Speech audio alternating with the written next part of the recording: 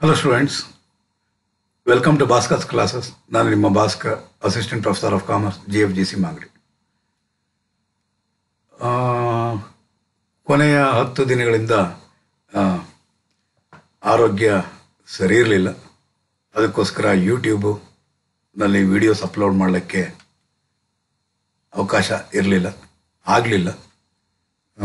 ಮತ್ತು ಕಾಲೇಜ್ನಲ್ಲಿ ಅಡ್ಮಿಷನ್ಸ್ನಲ್ಲಿ ಆಗಿದ್ದರಿಂದ ಅಪ್ಲೋಡ್ ಮಾಡೋಕ್ಕಾಗಲಿಲ್ಲ. ಅದಕ್ಕೆ ವಿಷಾದನ ವ್ಯಕ್ತಪಡಿಸ್ತೀನಿ. ಈಗಿರುವಂತಹ ಟೈಮ್ನಲ್ಲಿ ಮ್ಯಾಕ್ಸಿಮಮ್ ನಿಮ್ಗೆ ಏನು ಜಸ್ಟಿಸ್ ಕೊಡಬೇಕಾಗಿದೆಯೋ ಅದನ್ನು ವಿಡಿಯೋಸ್ನ ಅಪ್ಲೋಡ್ ಮಾಡೋಕ್ಕೆ ನಾಳೆಯಿಂದನೇ ಪ್ರಯತ್ನ ಪಡ್ತೀನಿ. ಈ ನಿಟ್ಟಿನಲ್ಲಿ ಇವತ್ತಿನ ದಿವಸ ನಾನು ನಿಮ್ಮ ಮುಂದೆ ತೊಗೊಂಬಂದಿರೋದು ಮ್ಯಾನೇಜ್ಮೆಂಟ್ ಅಕೌಂಟಿಂಗ್ನಲ್ಲಿ ಇರುವಂತಹ ಕ್ಯಾಶ್ ಫ್ಲೋ ಸ್ಟೇಟ್ಮೆಂಟ್ನ ಫಾರ್ಮ್ಯಾಟ್ನ ಫುಲ್ ಫ್ಲೆಡ್ಜ್ಡ್ ಫಾರ್ಮ್ಯಾಟ್ನ ನಿಮ್ಮ ಮುಂದೆ ಹಂಚ್ಕೊತೀನಿ. ಫಾರ್ಮ್ಯಾಟ್ನ ಫುಲ್ಲು ಕರೆಕ್ಟಾಗಿ ನೋಡ್ಕೊಳ್ಳಿ. 5ನೇ ಪಾರ್ಟ್ ಆಗಿರುತ್ತೆ ಇದು.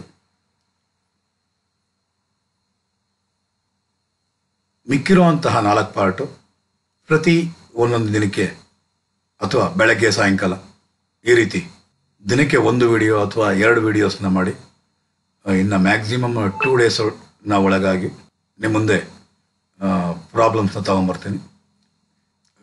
ಟೋಟಲಿ ಕ್ಯಾಶ್ ಫ್ಲೋ ಸ್ಟೇಟ್ಮೆಂಟ್ 7 ಪಾರ್ಟಾಗಿ ಡಿವೈಡ್ ಮಾಡಿದ್ದೀನಿ. ಆ 7 ಪಾರ್ಟ್ನಲ್ಲಿ ನಿಮ್ಮ ಎಕ್ಸಾಮಿನೇಷನ್ಗೆ 22 ಮಾರ್ಕ್ಸ್ಗೆ ಬರುವಂತಹದ್ದು. ಇದ್ರ ಜೊತೆಗೆ ಈ ಕ್ಯಾಶ್ ಫ್ಲೋ ಸ್ಟೇಟ್ಮೆಂಟ್ ಅನ್ನೋದು ಸೆಕೆಂಡ್ PUCನಲ್ಲೇ ನಿಮ್ಗೆ ಆಲ್ರೆಡಿ ಇತ್ತು ಕೂಡ. ಆಗ ಡೀಟೇಲಾಗಿ ಸ್ಟಡಿ ಮಾಡಿದಿರೋ ಇಲ್ಲವೋ ಗೊತ್ತಿಲ್ಲ. ಆಲ್ರೆಡಿ 3 ಇಯರ್ಸ್ ಆಗಿದೆ ಕೂಡ. ಈಗಿರುವಂತಹ ಸೆಕೆಂಡ್ PUC ಮಕ್ಕಳು ಕೂಡ ಇದನ್ನು ಡೀಟೇಲ್ ಆಗಿದೆ, ಅದನ್ನು ವಿಡಿಯೋನ ನೋಡ್ಬೋದು. ಈ ವಿಡಿಯೋ ನಿಮಗೆ ಇಷ್ಟ ಆಗಿದರೆ ಶೇರ್ ಮಾಡಿ, ಕಾಮೆಂಟ್ ಮಾಡಿ ಮತ್ತು ಲೈಕ್ ಮಾಡಿ ಸ್ಟೂಡೆಂಟ್ಸ್. ಇನ್ನೂ ನನ್ನ ಚಾನಲ್ಗೆ ನೀವು ಸಬ್ಸ್ಕ್ರೈಬ್ ಆಗಿಲ್ಲ ಅಂತಂದರೆ ಕೆಳಗಡೆ ಇರುವಂತಹ ಸಬ್ಸ್ಕ್ರೈಬ್ ಬಟನ್ನ ಪ್ರೆಸ್ ಮಾಡಿ, ನೋಟಿಫಿಕೇಶನ್ ಬೆಲ್ನಲ್ಲಿ ಆಲ್ ಅಂತ ಕೊಡಿ. ನಾನು ಇನ್ನು ಮುಂದಕ್ಕೆ ನಾನು ಹಾಕುವಂತಹ ಎಲ್ಲ ವಿಡಿಯೋಸ್ಗಳು ಕೂಡ ನಿಮಗೆ ರಿಯಲ್ ಟೈಮ್ನಲ್ಲಿ ನಿಮಗೆ ಸಿಗುತ್ತೆ. ನೀವು ಯಾರನ್ನೂ ಕೂಡ ಭಾಸ್ಕರ್ ಸರ್ ವಿಡಿಯೋ ಅಪ್ಲೋಡ್ ಮಾಡಿದ್ದೀರಾ ಅಂತ ಕೇಳುವಂಥ ಅಗತ್ಯ ಇಲ್ಲ. ನಾನು ಅಪ್ಲೋಡ್ ಮಾಡಿದ ಕ್ಷಣವೇ ನಿಮಗೆ ಸಿಗುತ್ತೆ. ಓಕೆ ಸ್ಟೂಡೆಂಟ್ಸ್, ಈಗ ನಾವು ನೋಡೋಣ format of cash flow statement. ಅದು ಕೂಡ AS3 accounting standard 3 revised. So format ಇರೋದು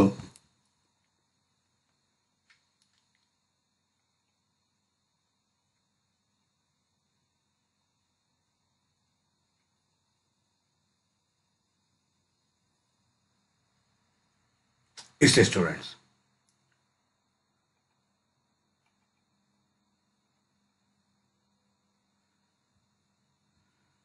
ಸೊ ಫಾರ್ಮ್ಯಾಟಲ್ಲಿ ಇಷ್ಟು ಕ್ಲಾಸುಗಳಲ್ಲೂ ನಾನು ನಿಮಗೆ ಎಕ್ಸ್ಪ್ಲೈನ್ ಮಾಡಿದ್ದು,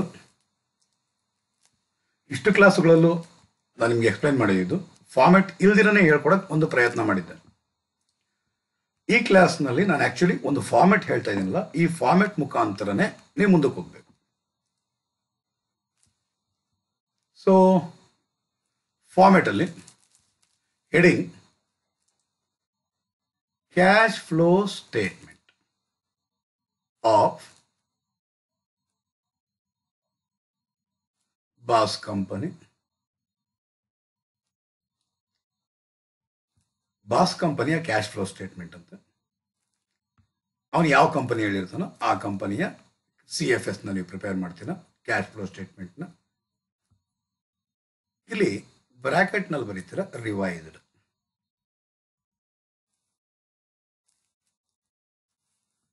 ಆ ರಿವೈಸ್ಡ್ನ ಬರೆಯೋದಕ್ಕೆ ಮುಂಚೆ ನೀವು ಇನ್ನೊಂದು ಸೆಂಟೆನ್ಸ್ನ ಸೇರಿಸಬೇಕಾಗಿರುತ್ತೆ. CFS of boss company as per accounting standard 3 AS3 ಪ್ರಕಾರವಾಗಿ ನೀವು CS ನ CFSನ ಪ್ರಿಪೇರ್ ಮಾಡ್ತಿರೋ ಅಂತ ಬ್ರಾಕೆಟ್ನಲ್ಲಿ ನೀವು ಬರೀಬೇಕಾಗಿರೋದು ರಿವೈಸ್ಡ್.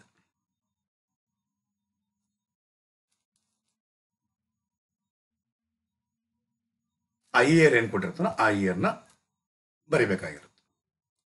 ಹಾಗಾದರೆ CFS of boss company as per accounting standard 3 ಬ್ರಾಕೆಟ್ನಲ್ಲಿ ರಿವೈಸ್ಡ್.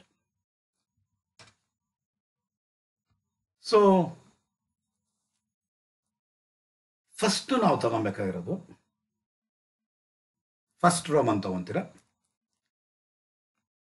ನಿಮ್ಮ ಕಾಲೇಜಲ್ಲಿ ಏನು ಫಾರ್ಮೆಟ್ ಮಾಡಿಸಿದಾರೋ ಅದೇ ಫಾರ್ಮೆಟೇ ಇದನ್ನು ಕೂಡ, ಸ್ವಲ್ಪ ಸ್ಲೈಟ್ ಡಿಫರೆನ್ಸ್ ಇರುತ್ತೆ. ರಿವೈಸ್ಡ್ ಇದು actually cash flow from operating activities.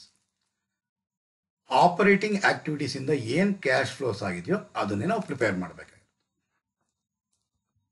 So ನಿಮ್ಗಿಲ್ಲಿ ಒಂದು ವಿಚಾರ ಹೇಳಬೇಕು ಅಂತ ತಂದಾಗ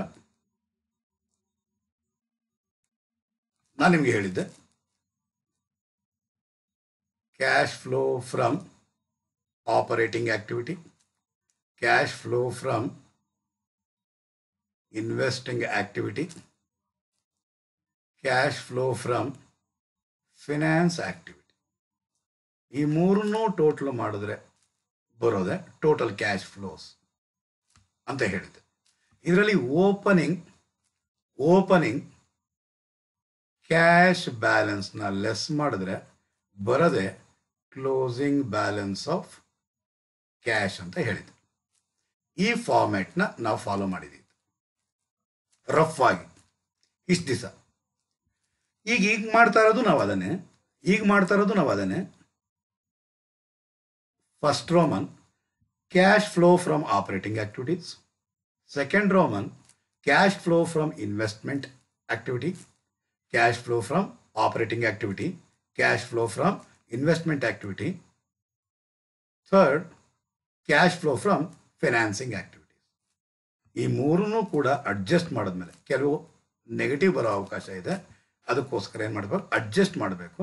ಇದರಲ್ಲಿ ಓಪನಿಂಗ್ ಕ್ಯಾಶ್ ಬ್ಯಾಲೆನ್ಸ್ನ ನಾವೇನು ಮಾಡಬೇಕು, ಲೆಸ್ ಮಾಡಿದ್ರೆ ಬರುತ್ತೆ ಕ್ಲೋಸಿಂಗ್ ಬ್ಯಾಲೆನ್ಸ್ ಆಫ್ ಕ್ಯಾಶ್ ಅಂತ.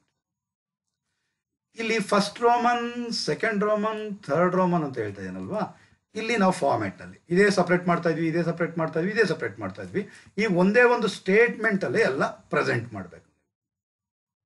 ಇದೇ ನೀವು ಮಾಡಬೇಕಾಗಿರೋ ಕೆಲಸ. ಈಗ ಹಾಗಾದರೆ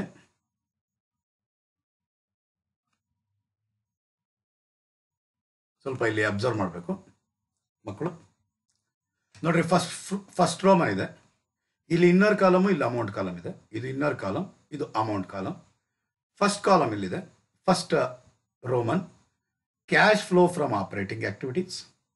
ಅದೇ ರೀತಿ ಬಂದ್ರ ಅಂದರೆ cash flow from operating activities amount ಕಾಲಮಲ್ಲಿ ಇಟ್ವಿ.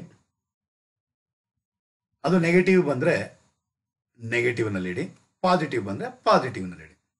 ನೆಕ್ಸ್ಟ್ ಸೆಕೆಂಡ್ ರೋಮನ್ ಸ್ಟಾರ್ಟ್ ಆಗುತ್ತೆ.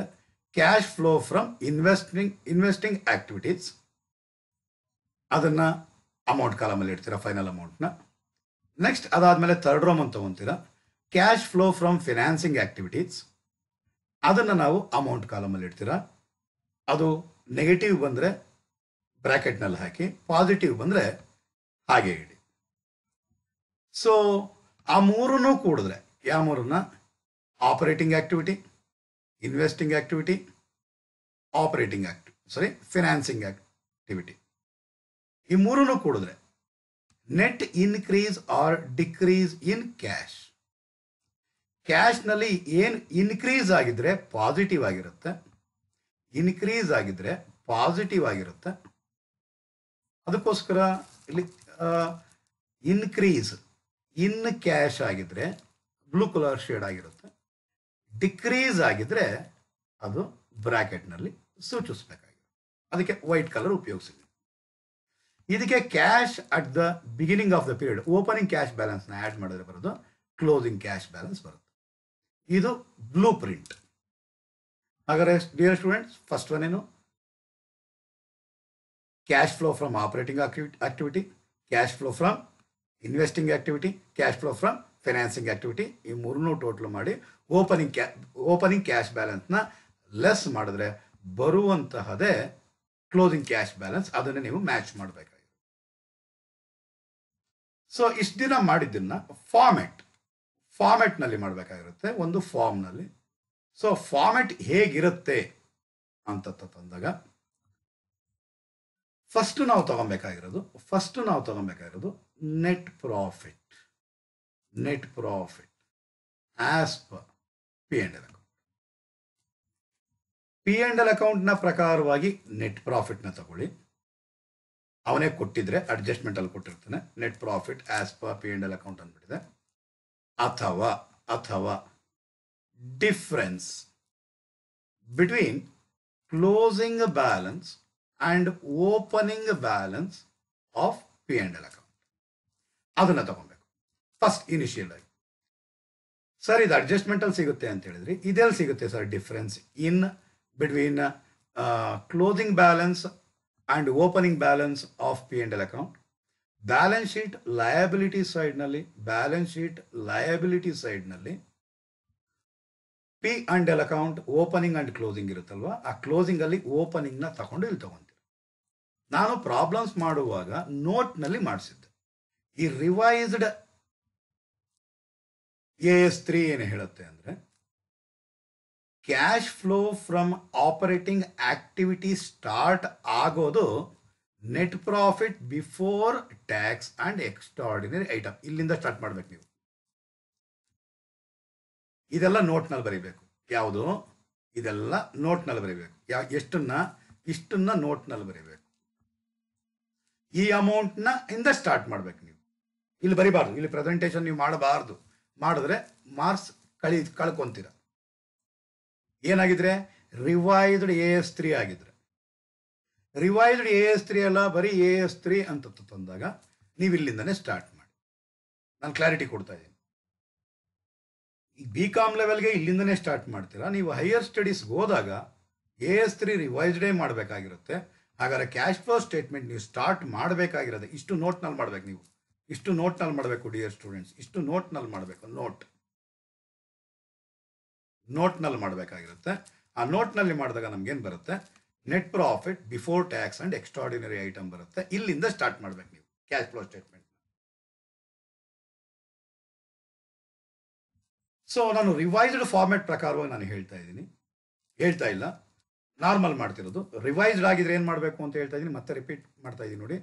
ಇಲ್ಲಿ ಏನು ಮಾಡ್ತಿದ್ದೀರಾ ನೀವು, ಸ್ಟಾರ್ಟ್ ಮಾಡಬೇಕಾಗಿರೋದೆ net profit before tax and extraordinary item ಇಂದ ಸ್ಟಾರ್ಟ್ ಮಾಡ್ಬೇಕು ನೀವು.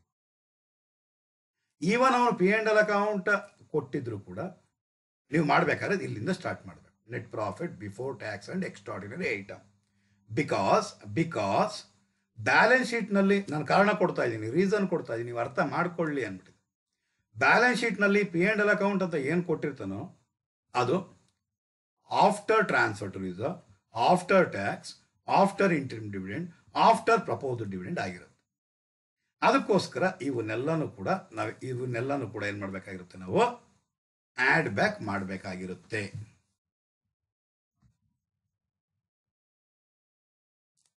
ಅರ್ಥ ಆಯ್ತು ಅನ್ಕೊಂಡೆ ಸ್ಟೂಡೆಂಟ್ಸ್? ಓಕೆ, ಆಗ ನಿಮ್ಮ ಫಾರ್ಮೆಟ್ ನಿಮಗೆ ತಲೆ ಒಳಗಡೆ ಬಂತು. ರಿವೈಸ್ಡ್ ಆಸ್ ಪರ್ AS3 ಅಲ್ಲ ಅಂತಂದ್ರೆ ಇಲ್ಲಿಂದನೇ ಸ್ಟಾರ್ಟ್ ಮಾಡಿ. ನಾನೇನು ಫಾರ್ಮೆಟ್ ಇವಾಗ ನಿಮಗೆ ಡಿಸ್ಪ್ಲೇ ಮಾಡ್ತಾ ಇದ್ದೀನೋ ಅಲ್ಲಿಂದ ಮಾಡಿ. ರಿವೈಸ್ಡ್ AS3 ಆಗಿದ್ರೆ ನೀವು ಸ್ಟಾರ್ಟ್ ಮಾಡಬೇಕಾಗಿರೋದು ಇಲ್ಲಿಂದ. ಇಷ್ಟನ್ನು ಕೂಡ ಇದು ಬರೋದಕ್ಕೆ ಏನೇನು ನೀವು ಇಲ್ಲಿ ಮಾಡಿದಿರೋ ಅದನ್ನೆಲ್ಲನೂ ಕೂಡ ನೀವು ನೋಟ್ನಲ್ಲಿ ಪ್ರೆಸೆಂಟೇಷನ್ ಮಾಡಬೇಕು. ನೋಟ್ನಲ್ಲಿ ಕ್ಯಾಲ್ಕುಲೇಟ್ ಮಾಡಿ ಆಮೇಲಿಂದ ಕ್ಯಾಶ್ ಫ್ಲೋ ಸ್ಟೇಟ್ಮೆಂಟಲ್ಲಿ ಇಲ್ಲಿಂದ ಸ್ಟಾರ್ಟ್ ಮಾಡಬೇಕು. ಓಕೆ, ನಿಮಗೆ ಅರ್ಥ ಆಯಿತು ಅನ್ಸುತ್ತೆ, ಜಾಸ್ತಿ ಹೇಳಬಾರ್ದು. So net profit as per P&L account or statement of profit or loss ನಾನು ನೋಡಿದಾಗ ಅದನ್ನು ತಗೊಳ್ಳಿ. ಅಥವಾ difference in P&L account, closing balance minus opening balance ಮಾಡಿ. ಅಥವಾ ಕೆಲವರು ಯಾವ ರೀತಿ ಹೇಳ್ತಾರೆ ಅಂತ ಅಂದರೆ, net profit at the end of the year less net profit at the beginning of the year. ಇದರಿಂದ ಇದನ್ನ ಕಳೆದ್ಮೇಲೆ ಬರುತ್ತಲ್ವಾ, ಇದನ್ನೇ ಇಲ್ಲಿ ಡೈರೆಕ್ಟ್ ಇಲ್ಲಿ ತಗೊಂತಾರೆ, ಇಲ್ಲಿ ಕಳೆದ್ಬಿಟ್ಟು ತೋರಿಸ್ತಾರೆ. ನಾವಿಲ್ಲಿ ಬ್ರಾಕೆಟ್ನಲ್ಲಿ ಲೆಸ್ ಮಾಡಿ ತಗೊಂತೀವಿ. ಎರಡು ಒಂದೇ. ನೀವು net profit at the end of the year, net profit at the beginning of the year, ಅವೆರಡನ್ನ ಕಳೆದ ಮೇಲೆ ಈ ಅಮೌಂಟ್ ಬೇಕಾದ್ರೂ ತಗೊಬೋದು, ಅಥವಾ ನೀವು ಡೈರೆಕ್ಟ್ ಆಗಿ ಬೇಕಾದ್ರೂ ನೀವು ತಗೊಬೋದು. ಕೆಲವು ಟೆಕ್ಸ್ಟ್ ಬುಕ್ಕಲ್ಲಿ ಈ ರೀತಿನೂ ಮೆನ್ಷನ್ ಮಾಡಿರ್ತಾರೆ. ನೀವು ಗಾಬರಿ ಪಟ್ಕೊಳಕ್ ಹೋಗ್ಬೇಡಿ, ತಿಳ್ಕೊಳ್ಳಿ. ಓಕೆ, ಗೊತ್ತಾಯ್ತು ಅನ್ಕೊಂಡೆ. ಹಾಗಾದ್ರೆ ಫಸ್ಟ್ ನಾವು cash flow from operating activity ಮಾಡಬೇಕು ಅಂದಾಗ ಫಸ್ಟ್ ನಾವು ಮಾಡಬೇಕಾಗಿರೋದು ಆ್ಯಡ್. ಯಾವುದಕ್ಕೆ? Net profit as per P and L account ಆಗಲಿ, ಅಥವಾ difference between closing balance and opening balance of P and L ಅಕೌಂಟ್ನಲ್ಲಿ ನಾವೇನು ಮಾಡಬೇಕು? ಆ್ಯಡ್ ಮಾಡಬೇಕು. ಯಾವುದನ್ನ ಆ್ಯಡ್ ಮಾಡಬೇಕು? Proposed dividend. ಯಾವ ವರ್ಷದ್ದು? Current year proposed dividend. Current ಇಯರ್ನಲ್ಲಿ ಏನು ಡಿವಿಡೆಂಡ್ನ ಪ್ರಪೋಸ್ ಮಾಡಿದನೋ ಅದನ್ನು ನಾವೇನು ಮಾಡಬೇಕು? ಆ್ಯಡ್ ಬ್ಯಾಕ್ ಮಾಡಬೇಕು. ಯಾಕೆ ಏನು ಎತ್ತು ಅಂತ ಅಂದ್ಬಿಟ್ಟು ಅರ್ಲಿಯರ್ ನಿಮ್ಗೆ ಗೊತ್ತಿದೆ, ಅದನ್ನು ನೀವೇನು ಮಾಡ್ತೀರಾ? ಆ್ಯಡ್ ಮಾಡ್ತೀರಾ. Interim dividend paid during the year. Last ಕ್ಲಾಸ್ನಲ್ಲಿ ಹೇಳಿದ್ದೀನಿ, ಇಂಟರಿಮ್ ಡಿವಿಡೆಂಡ್ನ in between two accounting, in between the year ನಾವು ಇದು ಮಾಡುವಂತಹದ್ದು. ಆಗ್ಲೇ ಪ್ರಪೋಸು ಮಾಡ್ತೀವಿ, 7 ದಿವಸದೊಳಗಾಗಿ ಪೇಡು ಕೂಡ ಮಾಡಿಬಿಡ್ತೀವಿ, 7 ದಿವಸದೊಳಗಾಗಿ ಪೇ ಕೂಡ ಮಾಡಿಬಿಡ್ತೀವಿ. ಸೊ ಫಸ್ಟ್ ನಾವೇನು ಮಾಡಬೇಕು? ಇಂಟರಿಮ್ ಡಿವಿಡೆಂಡ್ ಪೇಯ್ಡ್ ಅಂತ ಅಡ್ಜಸ್ಟ್ಮೆಂಟಲ್ಲಿ ಏನಾದ್ರು ಕೊಟ್ಟಿದ್ದಾಗ, ಕೊಡೋದೇ ಇಂಟರಿಮ್ ಡಿವಿಡೆಂಡ್ ಅಡ್ಜಸ್ಟ್ಮೆಂಟಲ್ಲಿ ಕೊಟ್ಟಾಗ ಫಸ್ಟ್ ಇನಿಷಿಯಲ್ ಆಗಿ ನೆಟ್ ಪ್ರಾಫಿಟ್ ಬಿಫೋರ್ ಟ್ಯಾಕ್ಸ್ನ ಕಂಡುಹಿಡಿಯಕ್ಕೆ ಬೇಕು ಅಂದರೆ ನಾವೇನು ಮಾಡಬೇಕು? ಇಂಟರಿಮ್ ಡಿವಿಡೆಂಡ್ ಪೇಯ್ಡ್ನ ನಾವು ಆ್ಯಡ್ ಬ್ಯಾಕ್ ಮಾಡಬೇಕು. ಆ್ಯಡ್ ಬ್ಯಾಕ್ ಮಾಡಿದಾಗ ಒಂದು ಅಮೌಂಟ್ ಬರುತ್ತೆ. Then transfer to reserve. Reserve ಅಂದರೆ ಜನರಲ್ ರಿಸರ್ವ್ ಆಗಿರ್ಬೋದು, ಕಾಂಟಿಂಜೆನ್ಸಿ ರಿಸರ್ವ್ ಆಗಿರ್ಬೋದು, ಏನು ಡಿಬೆಂಚರ್ ರಿಡಮ್ಷನ್ ರಿಸರ್ವ್ ಆಗಿರ್ಬೋದು, ಎನಿ ರಿಸರ್ವ್ಗೆ ಟ್ರಾನ್ಸ್ಫರ್ ಮಾಡಿದ್ವಿ ಅಂದರೆ ಬಂದಿರುವಂಥ ಪ್ರಾಫಿಟ್ನಲ್ಲಿ ಟ್ರಾನ್ಸ್ಫರ್ ಮಾಡಿದ್ದೀವಿ, ಅದನ್ನ ಆ್ಯಡ್ ಬ್ಯಾಕ್ ಮಾಡಬೇಕು. ಇಷ್ಟನ್ನು ಕೂಡ ಏನು ಮಾಡ್ತೀರಾ? ಆ್ಯಡ್ ಮಾಡ್ತೀರಾ. ಇದ್ರ ಜೊತೆಗೆ provision for tax made during the current year. Current ಇಯರ್ನಲ್ಲಿ ಏನು ಟ್ಯಾಕ್ಸ್ ಪ್ರಾವಿಷನ್ ಮಾಡಿದೀವೋ ಅದನ್ನ ನಾವಿಲ್ಲಿ ಆ್ಯಡ್ ಬ್ಯಾಕ್ ಮಾಡಬೇಕು. ಕರೆಂಟ್ ಇಯರ್ನಲ್ಲಿ ಪೇಮೆಂಟ್ ಮಾಡಿರೋದು ಯಾವ ವರ್ಷದ್ದು? ಹೋದ ವರ್ಷದ ಟ್ಯಾಕ್ಸ್, ಅದನ್ನು ನಾವು ಕೊನೆಯಲ್ಲಿ ಲೆಸ್ ಮಾಡ್ತೀವಿ. ಆಪರೇಟಿಂಗ್ ಆಕ್ಟಿವಿಟಿನಲ್ಲೇ ಕೊನೆಯಲ್ಲಿ ಲೆಸ್ ಮಾಡ್ತೀವಿ. ಓಕೆ ಸರ್, ಗೊತ್ತಾಯ್ತು ಸರ್, ಅದು ನಾವು ಮಾಡಿದ್ದೀವಿ ಸರ್, ಲಾಸ್ಟ್ ಕ್ಲಾಸಲ್ಲಿ ಮಾಡಿದ್ದೀವಿ. Okay fine. Less extraordinary items if credited to P and L account. P and L ಅಕೌಂಟ್ನಲ್ಲಿ ಕ್ರೆಡಿಟ್ ಸೈಡಲ್ಲಿ ಏನಾದರೂ ಎಕ್ಸ್ಟ್ರಾರ್ಡಿನರಿ ಐಟಮ್ಸ್ ಏನಾದ್ರು ಇದ್ದರೆ ಅದನ್ನು ಏನು ಮಾಡಬೇಕಂತೆ? ಕ್ರೆಡಿಟ್ ಸೈಡಲ್ಲಿ ಇದೆ ಅಂತ ಅರ್ಥ ಏನೋ ಆ್ಯಡ್ ಮಾಡಿರ್ತೀವಿ, ಅದಕ್ಕೋಸ್ಕರ ಏನು ಮಾಡಬೇಕಾಗಿರುತ್ತೆ? ನಾವು ಲೆಸ್ ಮಾಡ್ತೀವಿ. ಸರ್ ಇದು ಯಾವುದಿದು ಸರ್? ಎಕ್ಸ್ಟ್ರಾರ್ಡಿನರಿ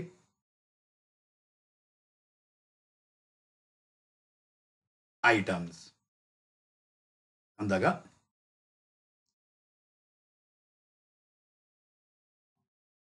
ಎಸ್, ಎಕ್ಸ್ಟ್ರಾರ್ಡಿನರಿ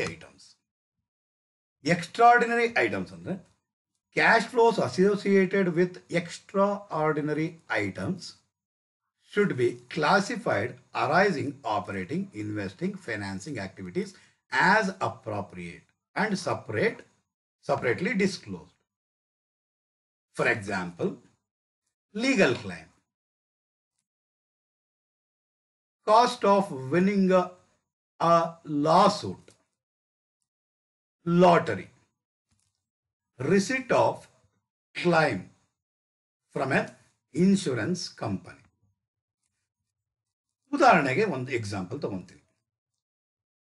ಏನು ಅಂತಂದ್ರೆ ಎಕ್ಸ್ಟ್ರಾರ್ಡಿನರಿ ಅಂದರೆ extraordinary items which is nothing but which is not of an ordinary items. ನಾವು ಪರ್ಚೇಸ್ ಮಾಡ್ತೀವಿ, ಸೇಲ್ ಮಾಡ್ತೀವಿ, ಸ್ಯಾಲ್ರಿ ಕೊಡ್ತೀವಿ, ಕಮಿಷನ್ ಕೊಡ್ತೀವಿ, ಇಂಟ್ರೆಸ್ಟ್ ಕೊಡ್ತೀವಿ, ಇವೆಲ್ಲ ಏನು ordinary items, ordinary course of business ಅಲ್ಲಿ ಆಗುವಂಥದ್ದು. ಅದೇ ಅಕಸ್ಮಾತ್ ಏನಾದ್ರು ಅರ್ಥಕ್ವೇಕ್ ಆಯಿತು, ಫ್ಲಡ್ ಆಯಿತು, ಅದರಿಂದ ನಮಗೆ ಲಾಸ್ ಆಯಿತು. ಆದರೆ ಏನಾಗುತ್ತೆ, ಅರ್ಥಕ್ವೇಕ್ ಆಯಿತು. ಅರ್ಥಕ್ವೇಕ್ ಆಗಿರೋದ್ರಿಂದ ಕೆಲವು ಸ್ಟಾಕ್ ಇತ್ತು. ಆ ಸ್ಟಾಕ್ ಏನಾಯಿತು, ಡೆಸ್ಟ್ರಾಯ್ ಆಯಿತು. ಆ ಡೆಸ್ಟ್ರಾಯ್ ಆಗಿರೋದು ಪ್ರತಿದಿನ ಅರ್ಥಕ್ವೇಕ್ ಬರೋದಿಲ್ಲ, which is not of an ordinary, ಅಂದರೆ ಎಕ್ಸ್ಟ್ರಾರ್ಡಿನರಿ ಐಟಮ್ಸ್.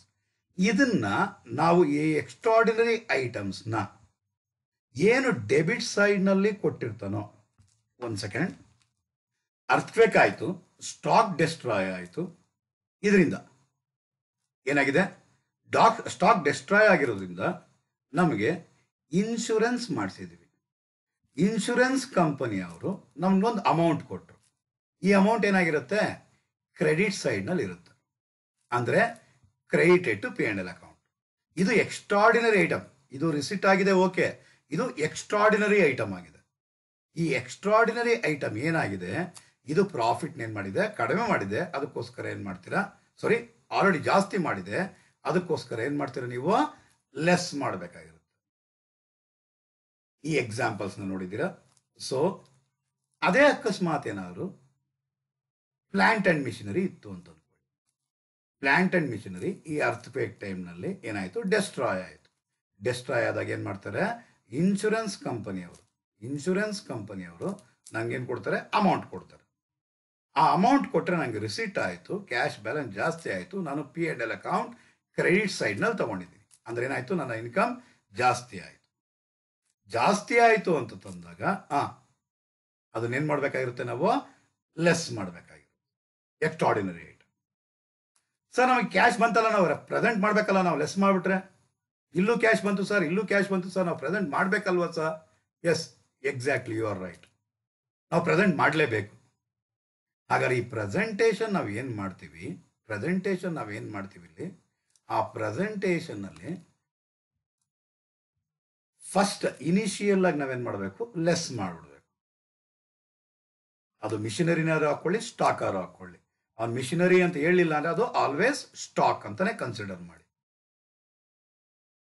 ಇಲ್ಲಿ ಏನು ವಿಚಾರ ಬಂತಿಲ್ಲಿ, ನೀವು ಇಲ್ಲಿ ಕನ್ಸಿಡರ್ ಮಾಡ್ತಿರೋವಂತಹದ್ದು ಅಂತ ತಂದಾಗ,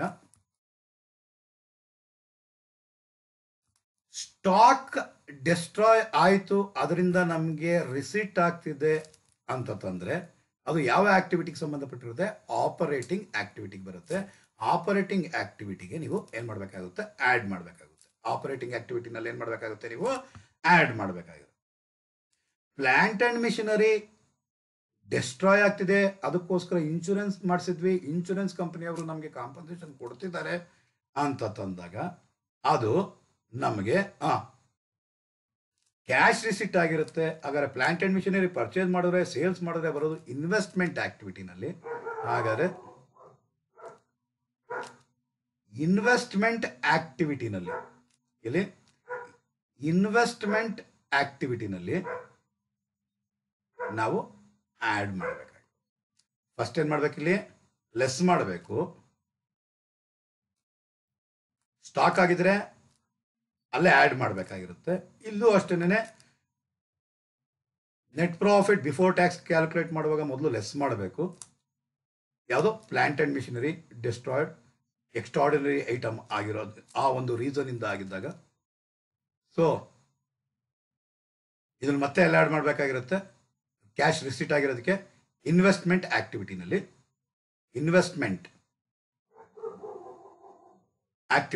ಆ್ಯಡ್ ಬ್ಯಾಕ್ ಮಾಡಬೇಕಾಗಿರುತ್ತೆ. ಸರ್ ಇನ್ಶೂರೆನ್ಸ್ ಕಂಪನಿಯವ್ರು ನಮಗೆ ಕೊಡಲೇ ಇಲ್ಲ ಸರ್. ಈ ಕೇಸ್ ಪ್ರಾಬ್ಲಮ್ ಬಂದಮೇಲೆ ನಾನು ನಿಮಗೆ ಅದಕ್ಕೆ ಒಂದು ಪ್ರಾಬ್ಲಮ್ನ ರೀಕನ್ಸ್ಟ್ರಕ್ಟ್ ಮಾಡಿ ನಿಮಗೆ ಸಾಲ್ವ್ ಮಾಡಿಸ್ತೀನಿ. ಓಕೆ, ವಾಪಸ್ ಇಲ್ಲಿಗೆ ಬರೋಣ. ಏನು ಹೇಳಿದ್ದು ನಾನು, ಫಸ್ಟ್ ಟರ್ಮಲ್ಲಿ ಏನು ತಗೊಬೇಕು, ಫಸ್ಟ್ ಬ್ಲೂ ಪ್ರಿಂಟ್ ತಲೆ ಒಳಗಡೆ ಇಟ್ಕೊಂಬಿಡಿ ಸಾಕು students.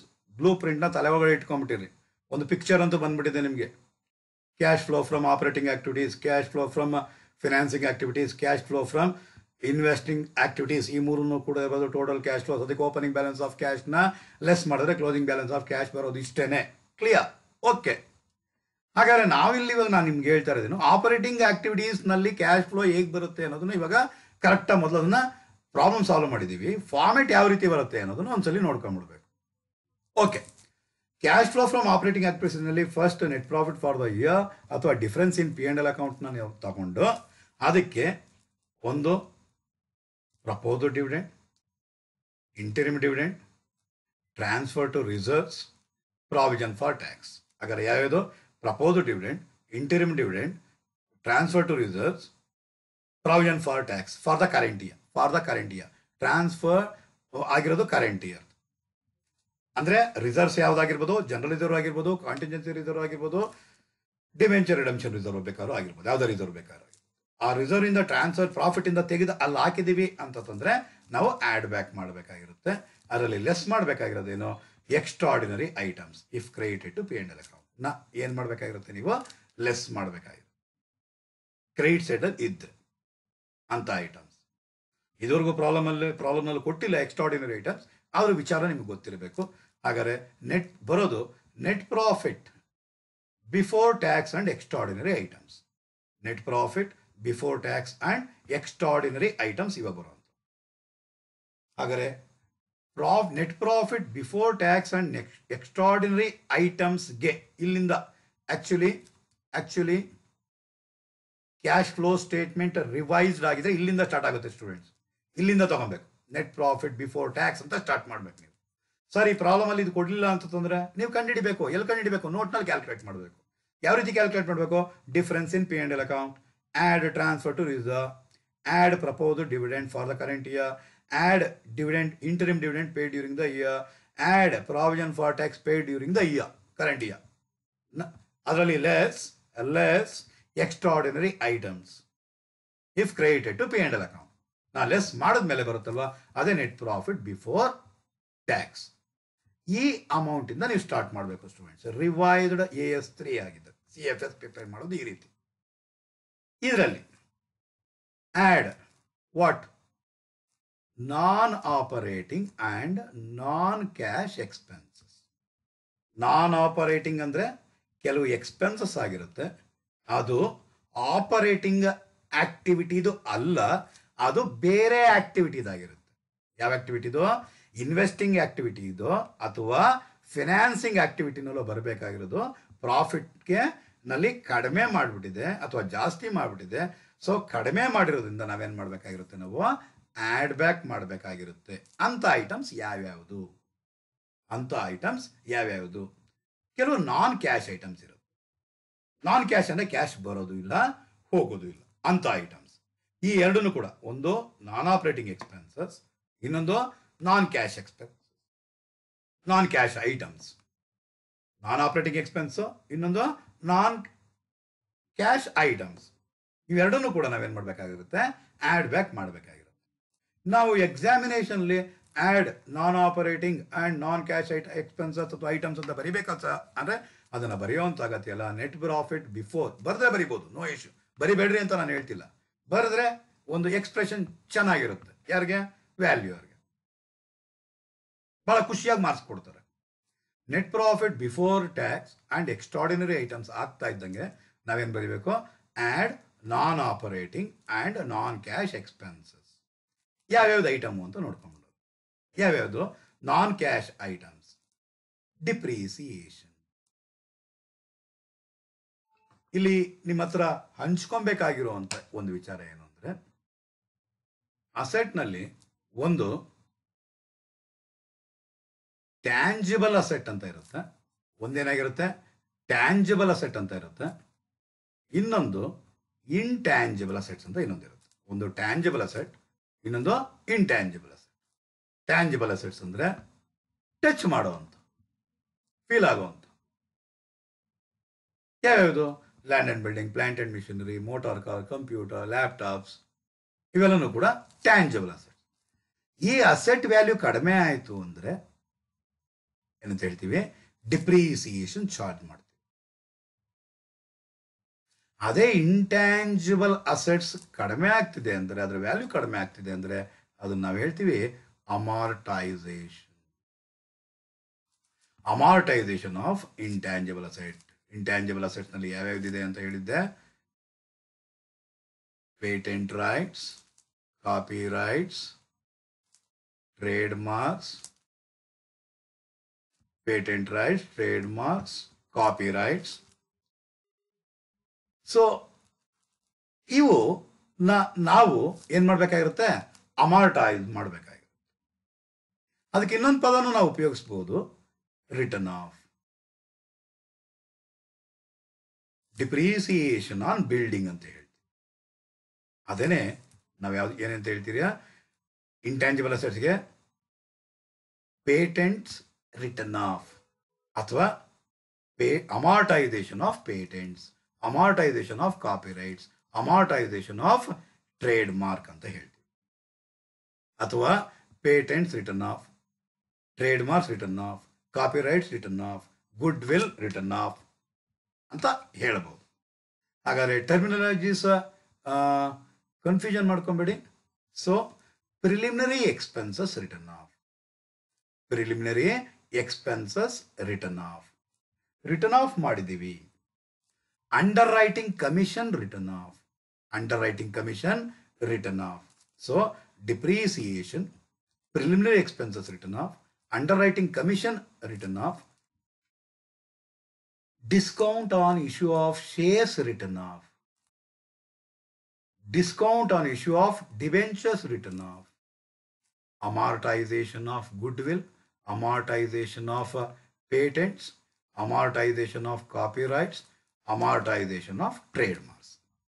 Copyrights, patent rights, trademarks, goodwill amortization, depreciation on tangible assets, then ಈ ಫಿಕ್ಟಿಷಿಯಸ್ ಅಸೆಟ್ಸ್ ಏನಿದೆ ಇದನ್ನೆಲ್ಲ ರಿಟರ್ನ್ ಆಫ್ ಮಾಡ್ತೀವಿ. ಯಾವ್ಯಾವುದು ಅಂತಂದರೆ, ಒಂದು preliminary expenses written off, underwriting commission written off, discount on issue of shares written off, discount on issue of debentures written off. ಈ written off ಮಾಡಬೇಕಾಗುತ್ತೆ. ಪ್ರಾಬ್ಲಮಲ್ಲಿ ಈ ಐಟಮ್ಗಳನ್ನ ಕೊಟ್ಟರೆ ಸರಿ, ಅಕಸ್ಮಾತ್ ಅವನು ಪ್ರಾಬ್ಲಮ್ನಲ್ಲಿ ಯಾವ ರೀತಿ ಕೊಡ್ಬೋದು ಅಂತಂದ್ರೆ, ಅಸೆಟ್ ಸೈಡ್ನಲ್ಲಿ ಪ್ರಿಲಿಮಿನರಿ ಎಕ್ಸ್ಪೆನ್ಸಸ್, ಅಸೆಟ್ ಸೈಡ್ನಲ್ಲಿ ಪ್ರಿಲಿಮಿನರಿ ಎಕ್ಸ್ಪೆನ್ಸಸ್ 10,000 8,000 ಅಂತ ಕೊಡ್ತಾನೆ. ಹಾಗಾದ್ರೆ 10,000 8,000 ಅಂತ ಕೊಟ್ರೆ ಎಷ್ಟು ಸಾವಿರ ಕಡಿಮೆ ಆಗಿದೆ? ಪ್ರಿಲಿಮಿನರಿ ಎಕ್ಸ್ಪೆನ್ಸಸ್ 2,000 ಕಡಿಮೆ ಆಗಿದೆ. ಅಂದ್ರೆ ಆ 2,000 ರೂಪಾಯಿ ಅಷ್ಟು ಏನ್ ಮಾಡಿದೀವಿ, ರಿಟರ್ನ್ ಆಫ್ ಮಾಡಿದೀವಿ. ಗುಡ್ ವಿಲ್ 5 ಲಕ್ಷ 3 ಲಕ್ಷ ಅಂತ ಕೊಟ್ಟಿದ್ದಾನೆ, ಅಂದ್ರೆ 2 ಲಕ್ಷ ರೂಪಾಯಿ ಕಡಿಮೆ ಆಗಿದೆ, ಅಂದ್ರೆ amortisation of goodwill. In the same manner patents 10 lakh ಇರೋದು 9 ಲಕ್ಷ ಆಗಿದೆ, ಅಂದ್ರೆ ಅರ್ಥ amortisation of goodwill patents 1 lakh. The same manner copyright, trademark. ಹಾಗಾದ್ರೆ non operating and non cash expenses ಅಥವಾ ಐಟಮ್ಸ್ ಅಲ್ಲಿ ಯಾವ್ಯಾವ್ದು ಬರುತ್ತೆ? ಒಂದು ಡಿಪ್ರಿಸಿಯೇಷನ್, ರಿಟರ್ನ್ ಆಫ್ ಯಾವ್ಯಾವುದು?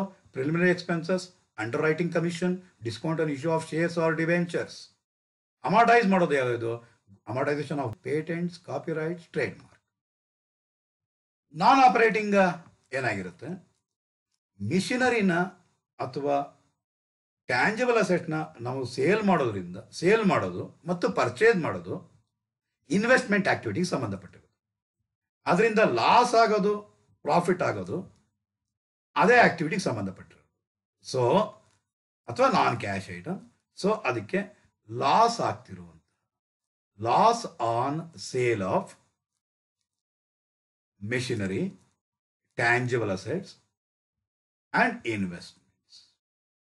ಇನ್ವೆಸ್ಟ್ಮೆಂಟ್ನ ಸೇಲ್ ಮಾಡೋದ್ರಿಂದ ಲಾಸ್ ಏನಾದ್ರು ಆಗಿದ್ರೆ, ಮಿಷಿನರಿನ ಸೇಲ್ ಮಾಡೋದ್ರಿಂದ ಆಗಿರುವಂಥ ಲಾಸ್ ಆಗಿದ್ರೆ, ಆ ಲಾಸ್ನ non operating and non cash ಐಟಮ್ಸ್ನಲ್ಲಿ ಅಂದ್ಬಿಟ್ಟಿದೆ ಏನು ಮಾಡಬೇಕಾಗಿರುತ್ತೆ, ನೀವು ಆ್ಯಡ್ ಬ್ಯಾಕ್ ಮಾಡಬೇಕಾಗಿರುತ್ತೆ. ಸೊ ನಾನು ನಿಮ್ಗೆ ಆಲ್ರೆಡಿ ಇದ್ರ ಬಗ್ಗೆ ಎಲ್ಲ ಡೀಟೇಲ್ ಆಗಿ ಎಕ್ಸ್ಪ್ಲೈನ್ ಮಾಡಿದ್ದೀನಿ ಅರ್ಲಿಯರ್ ಇದರಲ್ಲಿ ಕ್ಲಾಸಸ್ಸಲ್ಲಿ. ನಾನು ಮತ್ತೆ ಇದನ್ನು ಹೇಳ್ತಾ ಇರೋವಂಥದ್ದು ಫಾರ್ಮ್ಯಾಟ್ನ ನೀಟಾಗಿ ಒನ್ ಟೈಮ್ ಒನ್ ಸ್ಟ್ರೆಚಲ್ಲಿ ಅರ್ಥ ಆಗ್ಬಿಡ್ಲಿ ಅಂತ. ಹಾಗಾದ್ರೆ ನಾವು ಇಷ್ಟೊತ್ತು ಮಾಡಿದ್ದು ನಾವೇನು, first Roman cash flow from operating ಆಕ್ಟಿವಿಟೀಸ್ನಲ್ಲಿ ನಮಗೆ ಬೇಕಾಗಿರೋದು ರಿವೈಸ್ಡ್ ಅಂದ್ರೆ ನೆಟ್ ಪ್ರಾಫಿಟ್ ಬಿಫೋರ್ ಟ್ಯಾಕ್ಸ್, ಅದು ಬೇಕಾಗಿರೋದು. ಅದು ಬೇಕು ಅಂದರೆ 5 ಐಟಮ್ನ 4 ಐಟಮ್ನ ಆ್ಯಡ್ ಮಾಡಬೇಕಾಗಿರುತ್ತೆ. ಒಂದು proposed dividend, interim dividend, transfer to reserve, provision for taxation, extraordinary items ಏನಾದ್ರು ಕ್ರೆಡಿಟ್ ಸೈಡ್ ಏನಾಗಿದ್ರೆ ಅದನ್ನು ಲೆಸ್ ಮಾಡಿ ಬರೋದೇ ನೆಟ್ ಪ್ರಾಫಿಟ್ ಬಿಫೋರ್ ಟ್ಯಾಕ್ಸ್. ಅದರಲ್ಲಿ ನಾನ್ ಆಪರೇಟಿಂಗ್ ಅಥವಾ ನಾನ್ ಕ್ಯಾಶ್ ಐಟಮ್ಸ್ನ ಆ್ಯಡ್ ಬ್ಯಾಕ್ ಮಾಡಿ. P and L account debit ಸೈಡ್ನಲ್ಲಿರುವಂಥ ಐಟಮ್ಸ್, ಎಕ್ಸ್ಪೆನ್ಸಸ್, ನಾನ್ ಕ್ಯಾಶ್ ಐಟಮ್ಸ್ನ ಆ್ಯಡ್ ಬ್ಯಾಕ್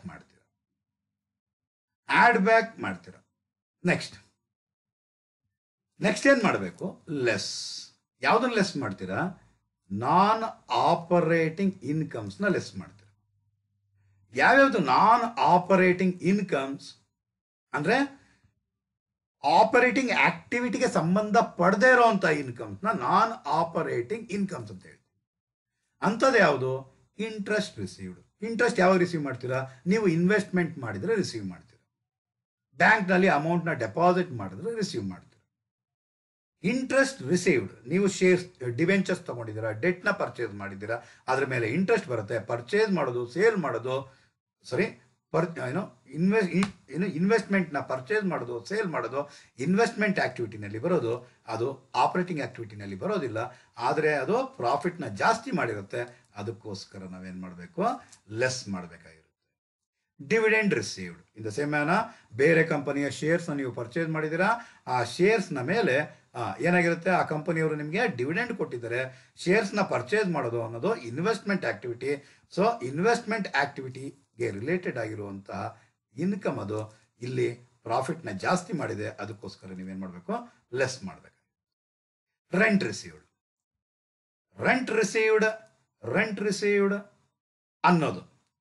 ರಿಸೀವ್ಡ್ ಅನ್ನೋದು ನಾವು ಒಂದು ಮನೆನ ಕೊಂಡ್ಕೊಂಡಿದ್ದೀವಿ.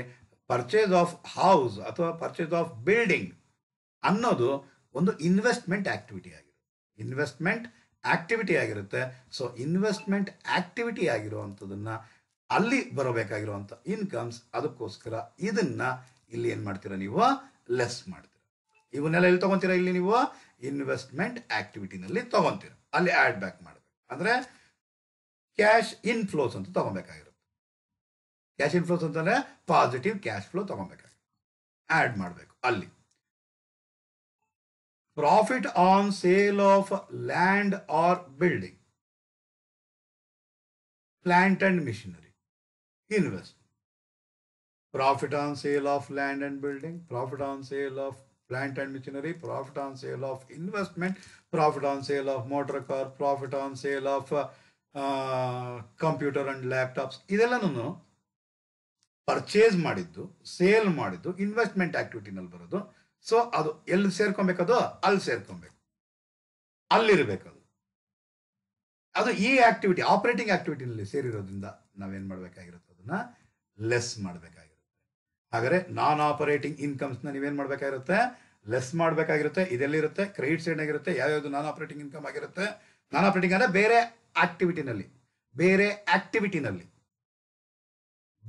ಆಕ್ಟಿವಿಟಿನಲ್ಲಿ ತಗೊಬೇಕಾಗಿರೋದು, ರಿಲೇಟ್ ಆಗಿರುವಂತಹ ಇನ್ಕಮ್ಸ್ ಅದು ಇಲ್ಲಿ ತಗೊಂಡ್ಬಿಟ್ಟಿರ್ತಾರೆ. So interest received, dividend received, rent received, profit or loss on sale, profit on sale of land, building, machinery, furniture and invest ನ ಲೆಸ್ ಮಾಡಬೇಕು. ನೀವು ಐಟಮ್ ಬರೆದು ಜ್ಞಾಪಕ ಇಟ್ಕೊಳ್ಳಿ ಸ್ಟೂಡೆಂಟ್ಸ್. ಮತ್ತೆ ನಾನು ರಿಪೀಟ್ ಮಾಡ್ತಾ ಇದ್ದೀನಿ. ಕಳಿಬೇಕಾಗಿರೋದನ್ನ ಬ್ರ್ಯಾಕೆಟ್ನಲ್ಲಿ ತಗೊಳ್ಳಿ. ನಾನು ರೆಡ್ಡಲ್ಲಿ ತಗೊಂಡಿದ್ದೀನಿ, ರೆಡ್ ಮಾರ್ಕ್ ಮಾಡಿದ್ದೀನಿ. ನಾವು ಇದನ್ನ ಮಾರ್ಕ್ ನೀವು ಮಾಡಲಿಲ್ಲ ಅಂದರೆ ಈ ಐಟಮ್ನೆಲ್ಲ ಆ್ಯಡ್ ಮಾಡ್ತಾ ಇರ್ತೀರ, ಇದನ್ನು ಆ್ಯಡ್ ಮಾಡಿಬಿಡ್ತೀರ. ಬ್ರ್ಯಾಕೆಟ್ ಕಾಣಿಸ್ತು ಅಂದರೆ ಮೈನಸ್ ಅಂತ ಅರ್ಥ. ಬ್ರ್ಯಾಕೆಟ್ ಕಾಣಿಸ್ತು ಅಂದರೆ ಮೈನಸ್. ಇಲ್ಲಿ ಲೆಸ್ ಇದೆ ಅಲ್ವಾ, ಅದಕ್ಕೆ ಇಲ್ಲಿ ಬ್ರ್ಯಾಕೆಟ್ ಉಪಯೋಗಿಸಿದ್ದೀನಿ. ಇವನ್ನೆಲ್ಲ ಲೆಸ್ ಮಾಡಬೇಕು ಅಂದ್ಬಿಟ್ಟು ಅರ್ಥ.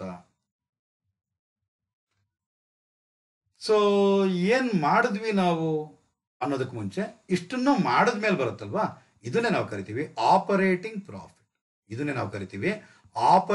Profit before working capital changes. ಇದನ್ನ ಆಪರೇಟಿಂಗ್ ಪ್ರಾಫಿಟ್ ಅಂತ ಕರಿತೀವಿ before working capital changes. Operating profit before working capital changes. Then operating profit before working capital changes ಯಾವಾಗ ಬಂತು ಅಂತ ತಂದಾಗ net profit for the year ಅಥವಾ ಡಿಫರೆನ್ಸ್ ಇನ್ P&L ಅಕೌಂಟ್ಗೆ 4 ಐಟಮ್ನ add ಮಾಡಿ 1 ಐಟಮ್ ಲೆಸ್ ಮಾಡಬೇಕು. ಅವಾಗ ಬರೋದು ನೆಟ್ ಪ್ರಾಫಿಟ್ ಬಿಫೋರ್ ಟ್ಯಾಕ್ಸ್. ಈ ನೆಟ್ ಪ್ರಾಫಿಟ್ ಬಿಫೋರ್ ಟ್ಯಾಕ್ಸ್ ಬೇಕು ಅಂತಂದರೆ proposed dividend, interim dividend, provision for tax and transfer to ರಿಸರ್ವ್ನ ಆ್ಯಡ್ ಮಾಡಿ ಲೆಸ್ ಎಕ್ಸ್ಟ್ರಾರ್ಡಿನರಿ ಐಟಮ್ಸ್ನ ಲೆಸ್ ಮಾಡಿದ್ರೆ ಅಂದರೆ ಬರುವಂತಹ ಐಟಮ್ಸ್ ಅಮೌಂಟ್ನೇ ನಾವೇನಂತ ಕರಿತೀರಾ, ನೆಟ್ ಪ್ರಾಫಿಟ್ ಬಿಫೋರ್ ಟ್ಯಾಕ್ಸ್ ಅಂತ ಕರಿತೀವಿ. ಆ ನೆಟ್ ಪ್ರಾಫಿಟ್ ಬಿಫೋರ್ ಟ್ಯಾಕ್ಸ್ಗೆ 1 ಐಟಮ್ ಆ್ಯಡ್ ಮಾಡಿ 1 ಐಟಮ್ ಲೆಸ್ ಮಾಡಬೇಕು. ಆ್ಯಡ್ ಮಾಡಬೇಕಾಗಿರೋದು ನಾನ್ ಆಪರೇಟಿಂಗ್ ಅಥವಾ ನಾನ್ ಕ್ಯಾಶ್ ಎಕ್ಸ್ಪೆನ್ಸಸ್, ಲೆಸ್ ಮಾಡಬೇಕಾಗಿರೋದು non operating income. So non operating and non cash expenses ಅಲ್ಲಿ ಯಾವ್ಯಾವ್ದು ಬರುತ್ತೆ? Depreciation, preliminary expenses written off, underwriting commission written off, discount on issue of shares or debentures written off, amortisation of goodwill, patent rights, copyrights, goodwill, patent rights, copyrights, trademarks, and loss on sale of assets, investments.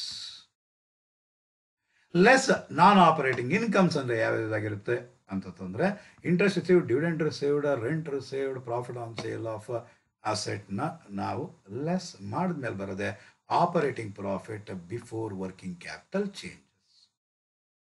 ಈ operating profit before working capital ಚೇಂಜಸ್ಗೆ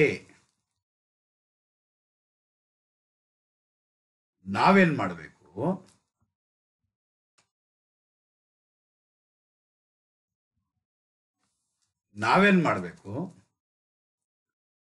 current assets and current liabilities adjust ಮಾಡಬೇಕು. Current asset, current liability adjust ಮಾಡೋದು ಹೇಗೆ ಅಂದರೆ, current asset ಜಾಸ್ತಿ ಆಗಿದ್ರೆ, current asset ಕಡಿಮೆ ಆಗಿದ್ರೆ ಉಲ್ಟಾ ಮಾಡಿ ಅಷ್ಟೇ. ಕರೆಂಟ್ ಅಸೆಟ್ ಜಾಸ್ತಿ ಆಗ್ತಿದ್ಯಾ, ಲೆಸ್ ಮಾಡಿ. ಕರೆಂಟ್ ಅಸೆಟ್ ಕಡಿಮೆ ಆಗ್ತಿದ್ಯಾ, ಆ್ಯಡ್ ಮಾಡಿ. ಆಲ್ರೆಡಿ ನಾನು ನಿಮಗೆ ಇದ್ರ ಬಗ್ಗೆ ಮಾಹಿತಿ ಕೊಟ್ಟಿದ್ದೆ. ಸೊ ಕರೆಂಟ್ ಅಸೆಟ್ ಜಾಸ್ತಿ ಆದರೆ ಲೆಸ್ ಮಾಡಿ, ಕರೆಂಟ್ ಅಸೆಟ್ ಕಡಿಮೆ ಆದರೆ ಆ್ಯಡ್ ಬ್ಯಾಕ್ ಮಾಡಿ. ಕರೆಂಟ್ ಲಯಬಿಲಿಟಿ ಜಾಸ್ತಿ ಆದರೆ, ಕರೆಂಟ್ ಲಯಬಿಲಿಟಿಗೂ ಕ್ಯಾಶ್ ಫ್ಲೋಸ್ಗೂ ಸಂಬಂಧ ಯಾವ ರೀತಿ ಇರುತ್ತೆ? ಡೈರೆಕ್ಟ್ ಇರುತ್ತೆ. ಜಾಸ್ತಿ ಅಂದರೆ ಆ್ಯಡ್, ಕಡಿಮೆ ಅಂದರೆ ಲೆಸ್. ಜಾಸ್ತಿ ಅಂದರೆ ಕರೆಂಟ್ ಲಯಬಿಲಿಟಿ ಜಾಸ್ತಿ ಆಗ್ತಿದ್ರೆ ಆ್ಯಡ್ ಮಾಡಿ, ಕರೆಂಟ್ ಲಯಬಿಲಿಟಿ ಕಡಿಮೆ ಆಗ್ತಿದ್ರೆ ಲೆಸ್ ಮಾಡಿ. ಆದರೆ ಕರೆಂಟ್ ಅಸೆಟ್ ಉಲ್ಟಾ, ಜಾಸ್ತಿ ಆಗ್ತಿದ್ರೆ ಕಳೀರಿ, ಕಡಿಮೆ ಆಗ್ತಿದ್ರೆ ಆ್ಯಡ್ ಬ್ಯಾಕ್ ಮಾಡಿ. ಸೊ ಐಟಮ್ನ ಇಲ್ಲಿ ನಾನು ಮೆನ್ಷನ್ ಮಾಡಿರೋದು ನಿಮಗೆ ಕಾಣಿಸ್ತಾ ಇದೆ ಅನ್ಸುತ್ತೆ. Operating profit before working capital ಚೇಂಜಸ್ಗೆ, operating profit before working capital ಚೇಂಜಸ್ಗೆ add what decrease in current asset. ನೋಡಿ, ಕರೆಂಟ್ ಅಸೆಟ್ ಏನಾಗ್ತಿದೆ? ಕಡಿಮೆ ಆಗ್ತಾ ಇರೋದಕ್ಕೆ ಆ್ಯಡ್ ಮಾಡ್ರಿ. And increase in current liability, current liability ಏನಾಗ್ತಾ ಇದೆ? ಜಾಸ್ತಿ ಆಗ್ತಿದ್ರೆ ಆ್ಯಡ್ ಮಾಡಿ. ಎಕ್ಸಾಂಪಲ್ ನೋಡಿ, example dear students, decrease in stock ಅಂದರೆ ಕರೆಂಟ್ ಅಸೆಟ್ ಬಗ್ಗೆ ಮಾತಾಡ್ತಾ ಇದ್ದೀನಿ. ಡಿಕ್ರೀಸ್ ಇನ್ ಕರೆಂಟ್ ಅಸೆಟ್ ಏನೇನು? ಕರೆಂಟ್ ಅಸೆಟ್ ಅಂದರೆ ಯಾವುದು? ಸ್ಟಾಕ್ ಆಗಿರ್ಬೋದು, ಡೆಟಾರ್ಸ್ ಆಗಿರ್ಬೋದು, ಬಿಯರ್ ಆಗಿರ್ಬೋದು, ಪ್ರಿಪೇಯ್ಡ್ ಎಕ್ಸ್ಪೆನ್ಸಸ್. ಐಟಮ್ಸ್ ರೆಕಗ್ನೈಸ್ ಮಾಡಿ students, dear students, item recognise ಮಾಡಿ. ಏನು? ಅದಕ್ಕೋಸ್ಕರ ಫಾರ್ಮೆಟ್ ನಾನು ಡೀಟೇಲ್ ಆಗಿ ಎಕ್ಸ್ಪ್ಲೈನ್ ಮಾಡ್ತಿರೋವಂಥದ್ದು. ಪ್ರಿಪೇಯ್ಡ್ ಎಕ್ಸ್ಪೆನ್ಸಸ್ ಅನ್ನೋದು ಕರೆಂಟ್ ಅಸೆಟ್, ಪ್ರಿಪೇಯ್ಡ್ ಎಕ್ಸ್ಪೆನ್ಸಸ್ ಅನ್ನೋದು ಕರೆಂಟ್ ಅಸೆಟ್. ಅಕ್ರೂಡ್ ಕಮಿಷನ್ ಅನ್ನೋದು ಕರೆಂಟ್ ಅಸೆಟ್. ಹಾಗಾದರೆ ಸ್ಟಾಕ್ ಜಾಸ್ತಿ ಆಗ್ತಾ ಇದ್ರೆ debtors, B R, prepaid expenses, accrued commission ಇವು ಏನಾಗ್ತಿದ್ರೆ? ಕಡಿಮೆ ಆಗ್ತಿದ್ರೆ, ಡಿಕ್ರೀಸ್ ಆಗ್ತಿದ್ರೆ ಏನು ಮಾಡಿ? ಆ್ಯಡ್ ಮಾಡಿ. ಐಟಮ್ ಹೆಸರೇನು? Stock, debtors, B R, prepaid expenses, accrued commission. ಅದೇ ಅಕಸ್ಮಾತ್ ಏನಾದ್ರು ಕರೆಂಟ್ ಲಯಬಿಲಿಟೀಸ್ ಕರೆಂಟ್ ಲಯಬಿಲಿಟೀಸ್ ಅಂದರೆ ಯಾವ್ಯಾವುದು? Creditors, outstanding expenses. Prepaid expense ಅಂದರೆ ಕರೆಂಟ್ ಅಸೆಟ್, ಔಟ್ಸ್ಟ್ಯಾಂಡಿಂಗ್ ಎಕ್ಸ್ಪೆನ್ಸ್ ಅಂದರೆ current liabilities.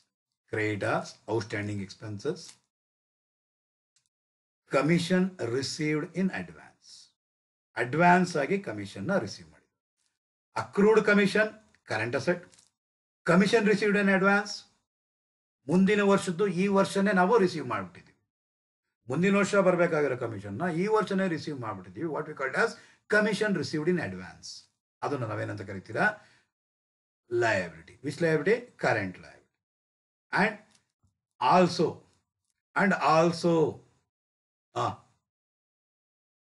Provision for doubtful debts and provision for discount on debtors ಅನ್ನೋದು liability side of the balance ಶೀಟ್ನಲ್ಲಿ ಏನಾದ್ರು ಕೊಟ್ಟಿದ್ರೆ ಅದನ್ನ ನಾವು ಕರೆಂಟ್ ಲಯಬಿಲಿಟಿ ರೀತಿಯಲ್ಲಿ ಟ್ರೀಟ್ ಮಾಡಿ. ಓಹೋ ಸರ್, ಏನಂದ್ರೆ provision for doubtful debts, provision for discount on debtors ಅನ್ನೋದು liability side of the balance ಶೀಟ್ನಲ್ಲಿ ಏನಾದ್ರು ಕೊಟ್ಟಿದ್ರೆ ಅಥವಾ ಅದನ್ನ ಕೊಟ್ಟಿದ್ರೆ ನೀವು ಏನಂತ ಟ್ರೀಟ್ ಮಾಡಿ? ಕರೆಂಟ್ ಲಯಬಿಲಿಟಿ ಅಂತ ಟ್ರೀಟ್ ಮಾಡಿ. ಕರೆಂಟ್ ಲಯಬಿಲಿಟಿ ಅಂತ ಟ್ರೀಟ್ ಮಾಡಿದ್ರೆ ಅದು ಜಾಸ್ತಿ ಆಗ್ತಿದ್ರೆ ಏನಾಗ್ತಿದ್ರೆ ಜಾಸ್ತಿ ಆಗ್ತಿದ್ರೆ ಏನ್ ಮಾಡಿ? ಅದನ್ನ ಆಡ್ ಮಾಡಿ. ಸರ್ ಗೊತ್ತಾಯ್ತು ಸರ್. ಏನ್ ಗೊತ್ತಾಯ್ತು? ಕರೆಂಟ್ ಅಸೆಟ್ಸ್ ಅಂದ್ರೆ ನಾನು ಎಕ್ಸಾಂಪಲ್ ಅಲ್ಲಿ ಹಲವಾರು ಎಕ್ಸಾಂಪಲ್ಸ್ ಅಲ್ಲಿ ಕೊಟ್ಟಿದ್ದೀನಿ. ಬರೀ ಸ್ಟಾಕ್ ಡೆಟಾರ್ಸ್ ಎರಡೇ ಕೊಟ್ಟಿದ್ದೆ ಕರೆಂಟ್ ಅಸೆಟ್ ಅಲ್ಲಿ. ಇನ್ನೂ ಇವೆ ಕರೆಂಟ್ ಅಸೆಟ್. ಯಾವ್ಯಾವುದು? Stock, debtors, BR, prepaid expenses, accrued commission. ಇಷ್ಟನ್ನು ಕೂಡ ಕರೆಂಟ್ ಅಸೆಟ್ ಅಂತ ಹೇಳ್ತೀವಿ. ಕರೆಂಟ್ ಲಯಬಿಲಿಟೀಸ್ ಅಂದ್ರೆ creditors, BP, outstanding expenses, commission received in advance, provision for doubtful debts, provision for discount on debtors. I think you people got it right. Okay, less ಮಾಡಬೇಕು. ಏನು? Current asset ಜಾಸ್ತಿ ಆಗ್ತಿದ್ರೆ ಏನ್ ಮಾಡ್ಬೇಕು? ನಾವು ಲೆಸ್ ಮಾಡಬೇಕಾಗಿರುತ್ತೆ. ಅದೇ current liability ಕಡಿಮೆ ಆಗ್ತಿದ್ರೆ ಏನ್ ಮಾಡ್ಬೇಕಾಗಿರುತ್ತೆ? ನೀವು ಲೆಸ್ ಮಾಡಬೇಕಾಗಿರುತ್ತೆ. ಹಾಗಾದ್ರೆ ಕರೆಂಟ್ ಅಸೆಟ್ ಅಂದ್ರೆ ಗೊತ್ತಾಗುತ್ತೆ ನಿಮ್ಗೆ. ಕರೆಂಟ್ ಅಸೆಟ್ ಏನಾಗ್ತಾ ಇರಬೇಕು? ಜಾಸ್ತಿ ಆಗ್ತೀರಾ, ಲೆಸ್ ಮಾಡ್ತೀರಾ. ಕರೆಂಟ್ ಅಸೆಟ್ ಅಂದ್ರೆ ಯಾವ್ದು? Stock, debtors, BR, prepaid expenses, accrued commission. Accrued commission ಜಾಸ್ತಿ ಆಗ್ತಿದ್ರೆ ಏನ್ ಮಾಡ್ಬೇಕು? ಲೆಸ್ ಮಾಡಿ. ಕಡಿಮೆ ಆಗ್ತಿದ್ರೆ ಏನ್ ಮಾಡ್ಬೇಕು? ಆಡ್ ಮಾಡಿ. ಕರೆಂಟ್ ಲಯಬಿಲಿಟೀಸ್ ಜಾಸ್ತಿ ಆಗ್ತಿದ್ರೆ ಏನ್ ಮಾಡ್ಬೇಕು? ಜಾಸ್ತಿ ಮಾಡಿ. ಕರೆಂಟ್ ಲಯಬಿಲಿಟೀಸ್ ಕಡಿಮೆ ಆಗ್ತಿದ್ರೆ ಏನ್ ಮಾಡ್ಬೇಕು? ಲೆಸ್ ಮಾಡಿ. ಕರೆಂಟ್ ಲಯಬಿಲಿಟೀಸ್ ಕಡಿಮೆ ಆಗ್ತಿದ್ರೆ. ಕರೆಂಟ್ ಲಯಬಿಲಿಟೀಸ್ ಅಂದ್ರೆ ಯಾವುದು sir? Creditors, BP, outstanding expenses, commission received in advance, provision for doubtful debts, provision for discount on debtors. So add ಮಾಡೋದನ್ನ ಹಾಗೆ ಇಟ್ಕೊಳ್ಳಿ. ಲೆಸ್ ಮಾಡೋದನ್ನ ಬ್ರಾಕೆಟ್ಸ್ ಮುಖಾಂತರ ಮೆನ್ಷನ್ ಮಾಡಿ ಸ್ಟೂಡೆಂಟ್ಸ್. ಬ್ರಾಕೆಟ್ ಮುಖಾಂತರ ನೀವು ಮೆನ್ಷನ್ ಮಾಡಿದಿರಾ ಅಂದ್ರೆ ಸರ್ ಆಡ್ ಎಲ್ಲ ಒಂತ ಬರ್ದು ಲೆಸ್ ಎಲ್ಲ ಒಂತ ಬರೀಬೇಕಾ? ಅಗತ್ಯ ಇಲ್ಲ. ಕೆಲವು ಐಟಮ್ನ ನೀವು ಪ್ರಾಬ್ಲಮ್ ಸಾಲ್ವ್ ಮಾಡುವಾಗ ನಾನು ಫಸ್ಟ್ ಪ್ರಾಬ್ಲಮ್ನ ನಿಮ್ಗೆ ಸಾಲ್ವ್ ಮಾಡಿ ತೋರಿಸ್ತೀನಿಲ್ವಾ, ಆಗ ನಿಮಗೆ ಪಕ್ಕ ಟು ಪಕ್ಕ ಬರುತ್ತೆ. ಫಾರ್ಮೆಟ್ ಮೊದಲು ತಲೆ ಒಳಗಡೆ ಇಟ್ಕೊಂಡ್ಬಿಡಿ ಅಷ್ಟೇ. ಅದಕ್ಕೆ ನಾನು ಆಕ್ಚುಲಿ ಪಕ್ಕದಲ್ಲಿ ವರ್ಕೌಟ್ ಮಾಡಿದ್ದೆ. ಹಾಗಾದ್ರೆ ಇಲ್ಲಿ ಏನಾಯ್ತು? Operating profit before working capital ಚೇಂಜಸ್ಗೆ ಆಡ್ ಲೆಸ್ ಮಾಡಬೇಕು. ವರ್ಕಿಂಗ್ ಕ್ಯಾಪಿಟಲ್ಗೆ ಸಂಬಂಧಪಟ್ಟಿರೋ current asset, current liabilities. Current asset ಜಾಸ್ತಿ ಆಗ್ತಿದ್ರೆ ಕಡಿಮೆ ಮಾಡ್ರಿ, ಕಡಿಮೆ ಆಗ್ತಿದ್ರೆ ಜಾಸ್ತಿ ಮಾಡ್ರಿ. ಕರೆಂಟ್ ಲಯಬಿಲಿಟೀಸ್ ಏನಾದ್ರು ಜಾಸ್ತಿ ಆಗ್ತಿದ್ರೆ ಆಡ್ ಮಾಡಿ, ಕಡಿಮೆ ಆಗ್ತಿದ್ರೆ ಲೆಸ್ ಮಾಡಿ. I think you people got it right. ಹಾಗಾದ್ರೆ ಅಷ್ಟು ಮಾಡಿದ್ಮೇಲೆ ಬರೋದೆ cash generated from operating activities. ಇಲ್ಲಿಗೆ ಮುಗಿಲಿಲ್ಲ students. Cash generated from operating activities. ನಾನು ನಿಮಗೆ ಇನ್ಕಮ್ ಟ್ಯಾಕ್ಸ್ ಅಡ್ಜಸ್ಟ್ಮೆಂಟ್ನ ಹೇಳ್ಕೊಡುವಾಗ ಕರೆಂಟ್ ಇಯರ್ದನ್ನ ಏನ್ ಮಾಡ್ತಾ ಇದ್ದೆ? ನೋಟ್ನಲ್ಲಿ ಆ್ಯಡ್ ಮಾಡ್ತಾ ಇದ್ದೆ. ಲಾಸ್ಟ್ ಇಯರ್ ಪೇಮೆಂಟ್ ಮಾಡಬೇಕಾಗಿರೋ ಟ್ಯಾಕ್ಸ್ನ ಈ ವರ್ಷ ಪೇಮೆಂಟ್ ನೀವು ಮಾಡಿದಿರಲ್ಲ, ಟ್ಯಾಕ್ಸ್ ಪೇಯ್ಡ್ನ ನೋಡಿ ಇಲ್ಲೇ ಲೆಸ್ ಮಾಡ್ಬೇಕು. ನೀವು ಎಲ್ಲಂದ್ರಲ್ಲೇ ಲೆಸ್ ಮಾಡಬಾರ್ದು, ಇಲ್ಲೇ ಲೆಸ್ ಮಾಡ್ಬೇಕು ನೀವು. ಕ್ಯಾಶ್ ಜನರೇಟೆಡ್ ಫ್ರಮ್ ಕೊನೆಗೆ ಲೆಸ್ ಮಾಡಬೇಕು. Cash generated from operating activities ನಲ್ಲಿ ಲೆಸ್ IT ಪೇಯ್ಡ್ ನ ಕಳ್ದಿರೋದನ್ನ ಲೆಸ್ ಮಾಡಿ, ಕೊಟ್ಟಿರೋದನ್ನ outflow of cash tax payment ಮಾಡಿದ್ರೆ ಹೋಗುತ್ತೆ, ಅದನ್ನ ಇಲ್ಲಿ ಲೆಸ್ ಮಾಡಿ. ಬರೋದು cash flow before extraordinary item. Sir ಹೆಡಿಂಗ್ಗಳು ಜಾಸ್ತಿ ಆಗ್ತದೆ. ಏನೂ ಇಲ್ಲ. ನೆಟ್ ಪ್ರಾಫಿಟ್ ಬಿಫೋರ್ ಟ್ಯಾಕ್ಸ್ ಅದರಲ್ಲಿ ಏನು ಮಾಡಿದ್ರಿ? ಆ್ಯಡ್ ಯಾವ items? Non operating items, non cash ಐಟಮ್ನ ಆ್ಯಡ್ ಮಾಡಿದ್ರೆ ಲೆಸ್. ಯಾವ ಐಟಮ್ಸು? ನಾನ್ ಆಪರೇಟಿಂಗ್ ಇನ್ಕಮ್ಸ್ನ ಏನು ಮಾಡಿದ್ರಿ? ಲೆಸ್ ಮಾಡಿದ್ರಿ. ಮಾಡಿದ ಮೇಲೆ ಏನು ಬಂತು? Operating profit before working capital changes. Operating profit before working capital changes. Operating profit before working capital changes ಬರುತ್ತೆ. ಅದರಲ್ಲಿ ವರ್ಕಿಂಗ್ ಕ್ಯಾಪಿಟಲ್ ಆ್ಯಡ್ ಲೆಸ್ ಮಾಡಿದ್ರೆ ಬರುತ್ತೆ cash generated from operating activities. Cash generated from operating activities. ನಾನು ಹೇಳ್ತಾ ಇರೋದು ಎಲ್ಲ items ಇದ್ರೆ ಈ ರೀತಿ ಮಾಡಿ ಅಂತ ಹೇಳಿದ್ದು. ಇನ್ಕಮ್ ಟ್ಯಾಕ್ಸ್ ಪ್ರಾಬ್ಲಮ್ ಅಲ್ಲಿ ಕೊಟ್ಟೇ ಇಲ್ಲ ಅಂದ್ರೆ ಡೈರೆಕ್ಟಾಗಿ ಇಲ್ಲಿಗೆ ಬಂದ್ಬಿಡ್ತೀರಾ. ಎಕ್ಸ್ಟ್ರಾರ್ಡಿನರಿ ಐಟಮ್ಸ್ ಕೊಡಲಿಲ್ಲ ಅಂದ್ರೆ ಇಲ್ಲಿಗೆ ಬಂದ್ಬಿಡ್ತೀರಾ. ನಾನು ಹೇಳ್ತಾ ಇರೋದು ಕೊಟ್ಟರೆ ಇದೇ format, the format full fledge ಆಗಿ ನೀವು 14 ತಗೋಬೇಕು. ಇದೇ ಫಾರ್ಮೆಟಲ್ಲಿ ಇದೇ ಹೆಡಿಂಗ್ ಮುಖಾಂತರನೇ ಹೋಗ್ಬೇಕು. ನೀವು ಐಟಮ್ ಕೊಟ್ಟಿಲ್ಲ ಅಂದ್ರೆ ಸ್ಕಿಪ್ ಆಗ್ಬಿಡ್ತೀರಾ ಅಷ್ಟೇ. ಅರ್ಥ ಆಗ್ತಿದೆ ಅನ್ಸುತ್ತೆ ಸ್ಟೂಡೆಂಟ್ಸ್.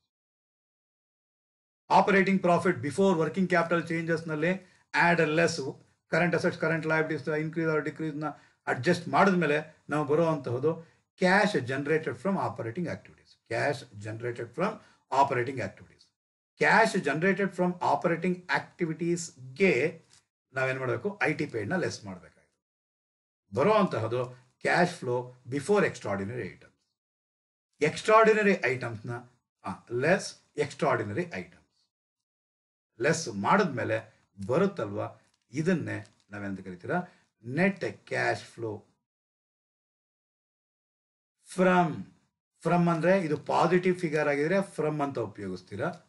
ಇದು ನೆಗೆಟಿವ್ ಫಿಗರ್ ಆಗಿದ್ರೆ used in operating activities. Net cash used in operating activities. Terminology ಅರ್ಥ ಮಾಡ್ಕೊಳ್ಳಿ students. Net cash used in operating activities. Negative figure ಬಂದರೆ net cash used in operating activities. ಅದೇ ಅಕಸ್ಮಾತ್ ಏನಾದ್ರು ಪಾಸಿಟಿವ್ ಬಂದರೆ net cash from operating activities.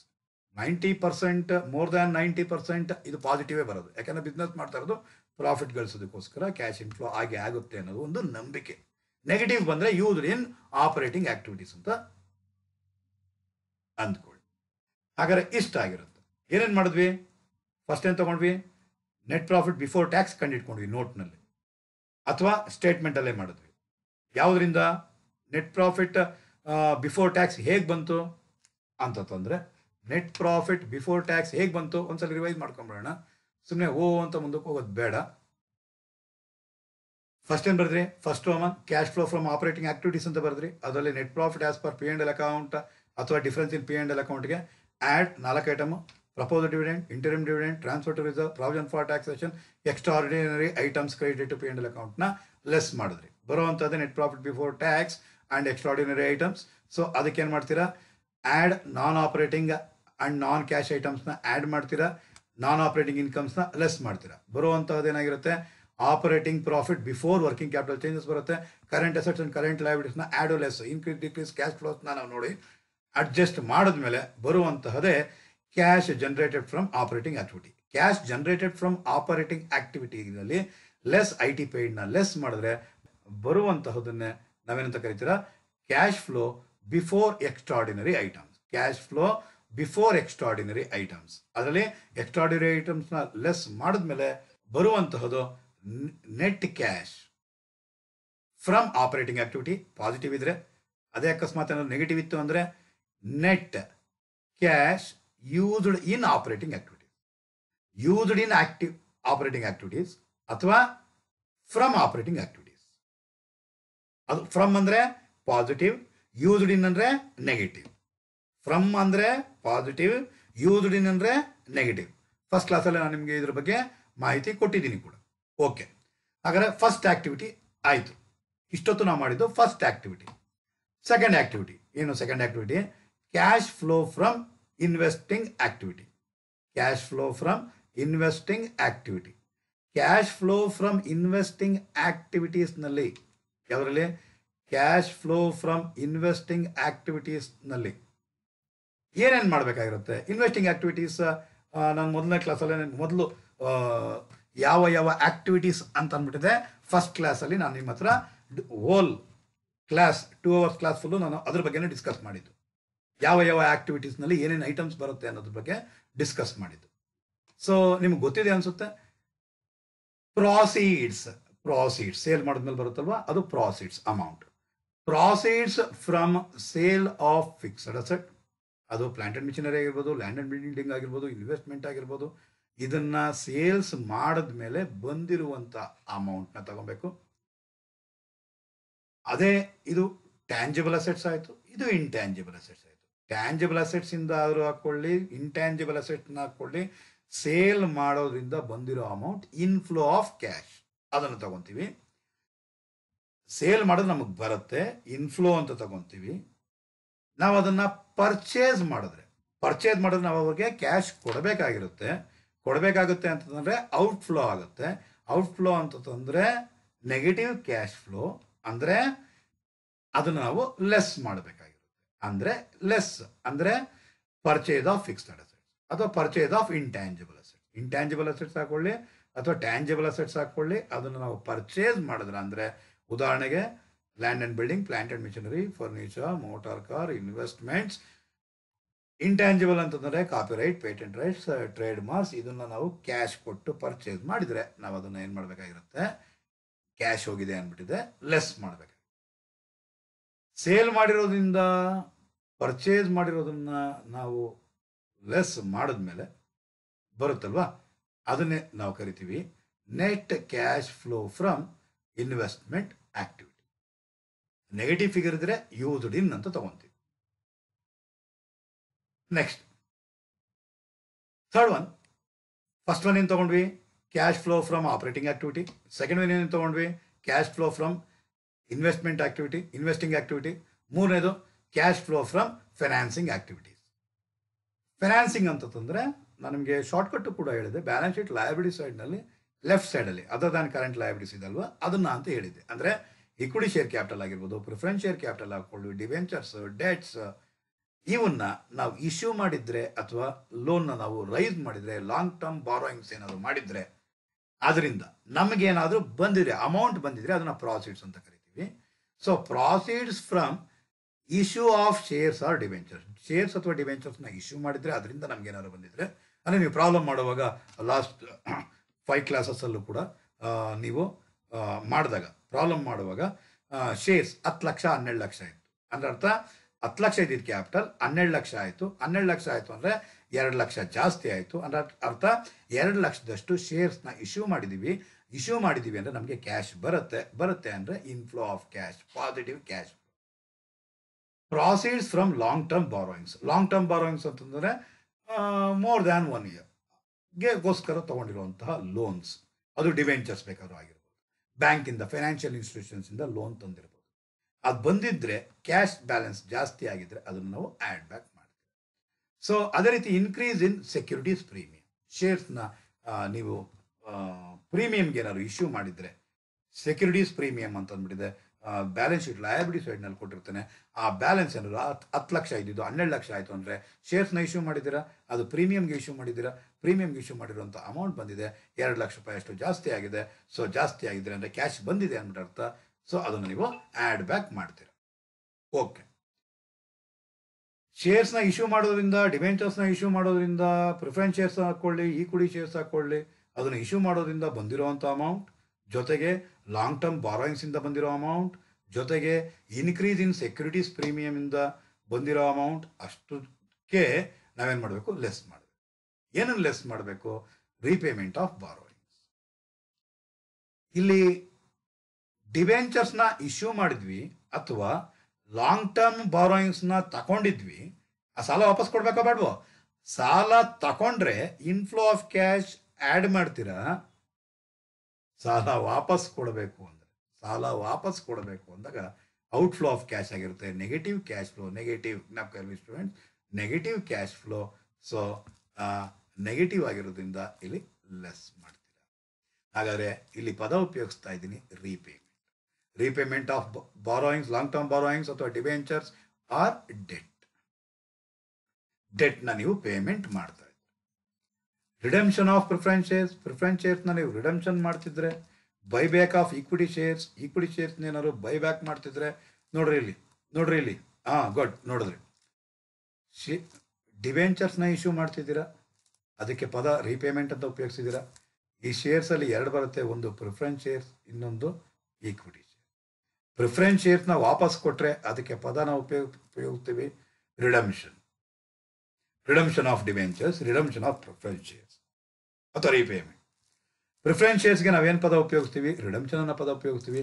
ಅದೇ equity ಶೇರ್ಸ್ನ equity share ಹೋಲ್ಡರ್ಸ್ಗೆ ಅವರ ಶೇರ್ಸ್ನ ವಾಪಸ್ ತಗೊಂಡು ಅವ್ರಿಗೆ ಅಮೌಂಟ್ನ ವಾಪಸ್ ಕೊಡೋದನ್ನು ನಾವೇನಂತ ಕರಿತೀವಿ? ಬೈಬ್ಯಾಕ್ ಆಫ್ ಈಕ್ವಿಟಿ ಶೇರ್ಸಿಂದ ಅಮೌಂಟ್ ಏನಾದ್ರು ಬೈಬ್ಯಾಕಿಂದ ಶೇರ್ಸ್ನಿಂದ ಅಮೌಂಟ್ ಏನಾದ್ರು ಹೋಗ್ತಿದ್ರೆ ಅದನ್ನು ನಾವು ಲೆಸ್ ಮಾಡಬೇಕಾಗಿರುತ್ತೆ. ಇಂಟ್ರೆಸ್ಟ್ ಪೇಡ್ ಆನ್ ಬಾರೋಯಿಂಗ್ಸ್ ನೋಡಿ, ಇಲ್ಲಿ ಲೋನ್ ತಗೊಂಡಿದ್ದೀರಾ, ಏನೋ ಇಲ್ಲಿ ಡಿಬೆಂಚರ್ಸ್ನ ಇಶ್ಯೂ ಮಾಡಿದ್ದೀರಾ. ಸುಮ್ಮನೆ ಉದಾಹರಣೆಗೆ 10% ಡಿಬೆಂಚರ್ಸ್ 10 lakh ಅಂತ ಇದೆ.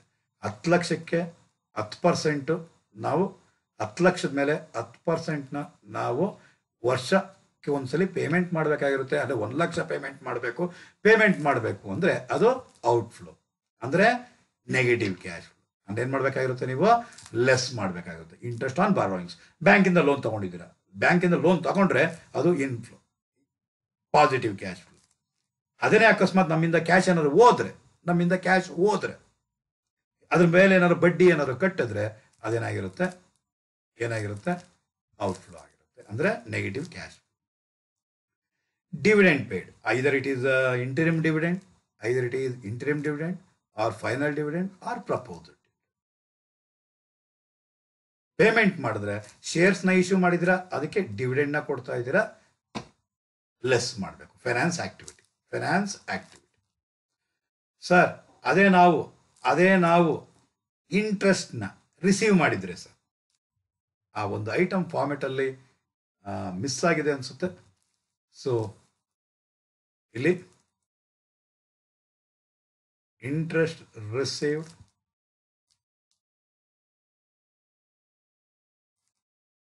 ರೆಂಟ್ ರಿಸೀವ್ಡ್, ಡಿವಿಡೆಂಡ್ ರಿಸೀವ್ಡ್ ಅನ್ನೋದನ್ನ ನಾವಿಲ್ಲಿ ತಗೋಬೇಕಾಗುತ್ತೆ. ಇಲ್ಲಿ ಇನ್ವೆಸ್ಟಿಂಗ್ ಆಕ್ಟಿವಿಟಿನ ತಗೋಬೇಕಾಗುತ್ತೆ. Interest received, rent received, dividend received. ನೋಡ್ರಿ, ಇಂಟ್ರೆಸ್ಟ್ ಏನಕ್ಕೆ ರಿಸೀವ್ ಮಾಡ್ತಾ ಇದ್ದೀವಿ? ನಾವು ಶೇರ್ಸ್ನಲ್ಲಿ ಇನ್ವೆಸ್ಟ್ಮೆಂಟ್ ಮಾಡಿದ್ದಕ್ಕೆ ನನಗೆ ಇಂಟ್ರೆಸ್ಟ್ ಬರ್ತಿದೆ. ಡಿವಿಡೆಂಡ್ ಏನಕ್ಕೆ ಬರ್ತಿದೆ? ಇಂಟ್ರೆಸ್ಟ್ ಬರ್ತಾ ಇರೋದು ಯಾವುದರಲ್ಲಿ? ಡಿವೆಂಚರ್ಸಲ್ಲಿ ಇನ್ವೆಸ್ಟ್ಮೆಂಟ್ ಮಾಡಿದ್ದಕ್ಕೆ ನನಗೆ ಇಂಟ್ರೆಸ್ಟ್ ಬರ್ತಿದೆ. ಶೇರ್ಸಲ್ಲಿ ಬೇರೆ ಕಂಪನಿಯ ಶೇರ್ಸ್ನ ಪರ್ಚೇಸ್ ಮಾಡಿದ್ದಕ್ಕೆ ನನಗೆ ಡಿವಿಡೆಂಡ್ ಬರ್ತಿದೆ. ಸೊ ಅದನ್ನು ತಗೊಂತೀವಿ. Investing activity. ಒಂದು ಲ್ಯಾಂಡ್ ಆ್ಯಂಡ್ ಬಿಲ್ಡಿಂಗ್ನ ಪರ್ಚೇಸ್ ಮಾಡಿದ್ದೀನಿ, ಅದನ್ನು ಲೆಟ್ಔಟ್ ಮಾಡಿದ್ದೀನಿ, ಅದರಿಂದ ನನಗೇನು ಬರ್ತಾ ಇದೆ? ರೆಂಟ್ ಬರ್ತಿದೆ. ಲ್ಯಾಂಡ್ ಆ್ಯಂಡ್ ಬಿಲ್ಡಿಂಗ್ ಪರ್ಚೇಸ್ ಮಾಡಿದ್ರೆ ಅಥವಾ ಸೇಲ್ ಮಾಡಿದ್ರೆ ಅದು ಯಾವ ಆಕ್ಟಿವಿಟಿ ಆಗಿರುತ್ತೆ? ಇನ್ವೆಸ್ಟಿಂಗ್ ಆಕ್ಟಿವಿಟಿ ಆಗಿರುತ್ತೆ. ಅದರಿಂದ ನನಗೆ ರೆಂಟ್ ಬರ್ತಿರೋದು ಕೂಡ ಇನ್ವೆಸ್ಟಿಂಗ್ ಆಕ್ಟಿವಿಟಿನಲ್ಲೇ ಕ್ಯಾಶ್ ಫ್ಲೋ ಆಗಿರುತ್ತೆ. ಸೊ ಇಷ್ಟು ಮಾಡಿದ್ಮೇಲೆ ಬರುತ್ತಲ್ವಾ, ಅದನ್ನು ನಾವು ಕರಿತೀವಿ net cash flow from financing activities. Negative figure ಆಗಿರೋ ಯೂದುಡಿ ಅನ್ನೋ ಪದ ಉಪಯೋಗಿಸಬೇಕಾಗಿದೆ. ಹಾಗಾದರೆ 1 + 2 + 3 1 + 2 + 3 ಅಂತಂದ್ರೆ 1 + 2 + 3 ಅಂತಂದ್ರೆ 1 + 2 + 3 ಅಂದರೆ 1 ಅಂದರೆ net cash flow from operating activity, 2 ಅಂದರೆ net cash flow from investing activity, 3 ಅಂತಂದ್ರೆ net cash flow from financing activity. ಈ ಮೂರನ್ನು, ಈ ಅಮೌಂಟ್ ಕಾಲಮಲ್ಲಿ ಇರುತ್ತಲ್ಲ, ಆ ಮೂರನ್ನು ಕೂಡಿದಾಗ ಪಾಸಿಟಿವ್ ಫಿಗರ್ ಬಂದಿದ್ರೆ ಬ್ಲೂ ಕಲರ್ ಇದೆ ನೋಡಿ, ಅದನ್ನ ನೆಟ್ ಇನ್ಕ್ರೀಸ್ ಅಂತ ಕರಿತೀರಾ. ನೆಗೆಟಿವ್ ಫಿಗರ್ ಬಂದಿದ್ರೆ ವೈಟ್ ನಲ್ಲಿ ಇದೆ ನೋಡಿ, decrease in cash. Negative figure ಬಂದಿದ್ರೆ decrease in cash, positive figure ಬಂದಿದ್ರೆ net increase in cash. And CE ಅಂತ ಹೇಳಿದೀನಿ, ಕ್ಯಾಶ್ ಈಕ್ವಲೆಂಟ್ಸ್. ನೆಕ್ಸ್ಟ್ ಕ್ಲಾಸಲ್ಲಿ ಈ ಕ್ಯಾಶ್ ಈಕ್ವಲೆಂಟ್ಸ್ ಬಗ್ಗೆ ಮಾತಾಡ್ತೀನಿ. ಸೊ ಫಾರ್ಮೆಟ್ ಹೇಳಬೇಕು ಅಂದ್ಕೊಂಡಿದ್ದೀನಿ. ಫಾರ್ಮೆಟ್ ಪಕ್ಕ ನಿಮ್ಗೆ ಗೊತ್ತಾಗ್ಬಿಟ್ರೆ ಈಸಿ ಆಗ್ಬಿಡ್ಲಿ ಅಂತ. Net increase or decrease in cash and cash equivalents.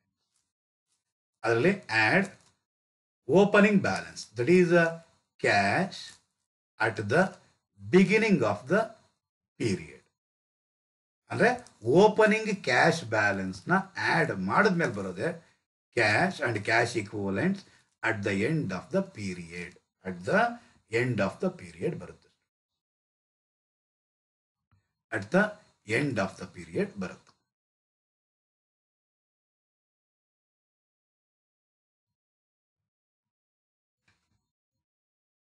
So ಇದನ್ನು ಹೇಳುವಂಥ ಟೈಮ್ ಬಂದಿದೆ ಅನ್ಸುತ್ತೆ, ಅದನ್ನು ಹೇಳ್ಬಿಡೋಣ.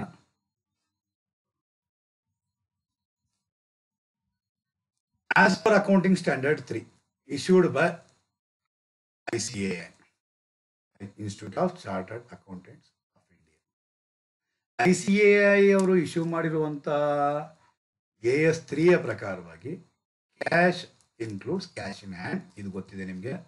ಕ್ಯಾಶ್ನಲ್ಲಿ ಇನ್ನೊಂದೇನು ಸೇರುತ್ತೆ, ಡಿಮ್ಯಾಂಡ್ ಡೆಪಾಸಿಟ್ಸ್ ವಿತ್ ಬ್ಯಾಂಕ್. ಅಂದರೆ ನಾನು ಹೇಳಿದ್ದೆ ನಿಮಗೆ, ಏನಂತ ಹೇಳಿದ್ದೆ ಫಸ್ಟ್ ಕ್ಲಾಸಲ್ಲೇ, ಕ್ಯಾಶ್ ಅಂತ ತಂದರೆ ಡಿಮ್ಯಾಂಡ್ ಡೆಪಾಸಿಟ್ಸ್ ವಿತ್ ಬ್ಯಾಂಕ್ ಅಂದರೆ ಏನು ಅಂತ ಹೇಳಿದ್ದೆ. ಏನು, ಬ್ಯಾಂಕ್ನಲ್ಲಿ ನೀವೇನು ಮಾಡಿರ್ತೀರ, ಒಂದು ಕರೆಂಟ್ ಅಕೌಂಟ್ನ ಓಪನ್ ಮಾಡಿರ್ತೀರ. ಆ ಕರೆಂಟ್ ಅಕೌಂಟ್ನಲ್ಲಿ ಎಷ್ಟು ಸಲ ಬೇಕಾದ್ರೂ ನೀವು ಕ್ಯಾಶ್ನ ಹಾಕ್ಬೋದು, ಎಷ್ಟು ಸಲ ಬೇಕಾದ್ರೂ ನೀವು ಕ್ಯಾಶ್ನ ವಿತ್ಡ್ರಾ ಮಾಡ್ಬೋದು.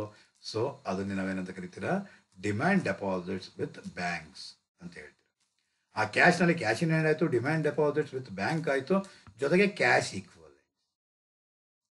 ಕ್ಯಾಶ್ ಈಕ್ವಲೆಂಟ್ಸ್ ಅಂದರೆ ಏನು ಅಂದರೆ, these or short term highly liquid investments. Highly liquid investments that are readily convert into known amounts. Highly liquid investments, and also it converts into known amounts of cash, which are subject to an insignificant risk of changes in value.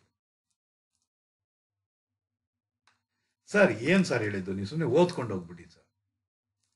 ಏನು ಹೇಳಿದ್ದು ನಾನು ಅಂದರೆ ಕೇಳಿಸ್ಕೊಳ್ಳಿ students. Cash equivalents ಅಂತ ತಂದಾಗ highly liquid investments ಅಂದರೆ, ನಾನು ಈ ಕ್ಷಣ ನಾನು ಮಾರಬೇಕು, ಇದು ಇನ್ವೆಸ್ಟ್ಮೆಂಟ್ ಅಂದ್ಕೊಳ್ಳಿ, ಇದು ಇನ್ವೆಸ್ಟ್ಮೆಂಟ್ ಅಂದ್ಕೊಳ್ಳಿ. ಈ ಇನ್ವೆಸ್ಟ್ಮೆಂಟಿಂದ ನಮಗೆ ಕ್ಯಾಶ್ ಉದುರಬೇಕು ಅಂದರೆ ಹಿಂಡು ಬಿಡೋದಲ್ಲ, ಇದನ್ನು ಸೇಲ್ ಮಾಡಬೇಕು.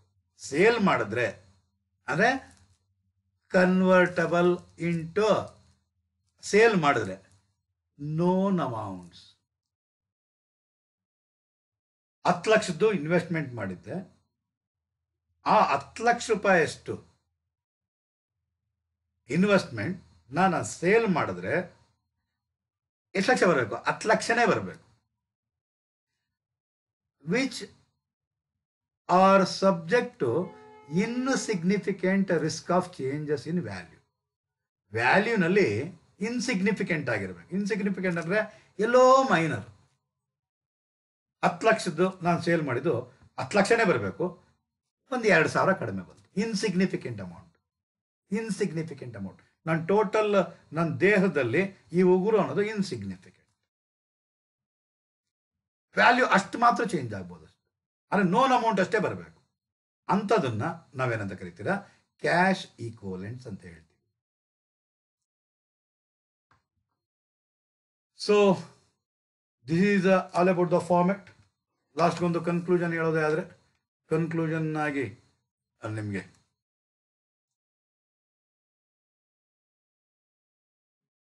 ಫಸ್ಟ್ ನಾವು ತಗೊಬೇಕಾಗಿರೋದು, first Roman cash flow from operating activities.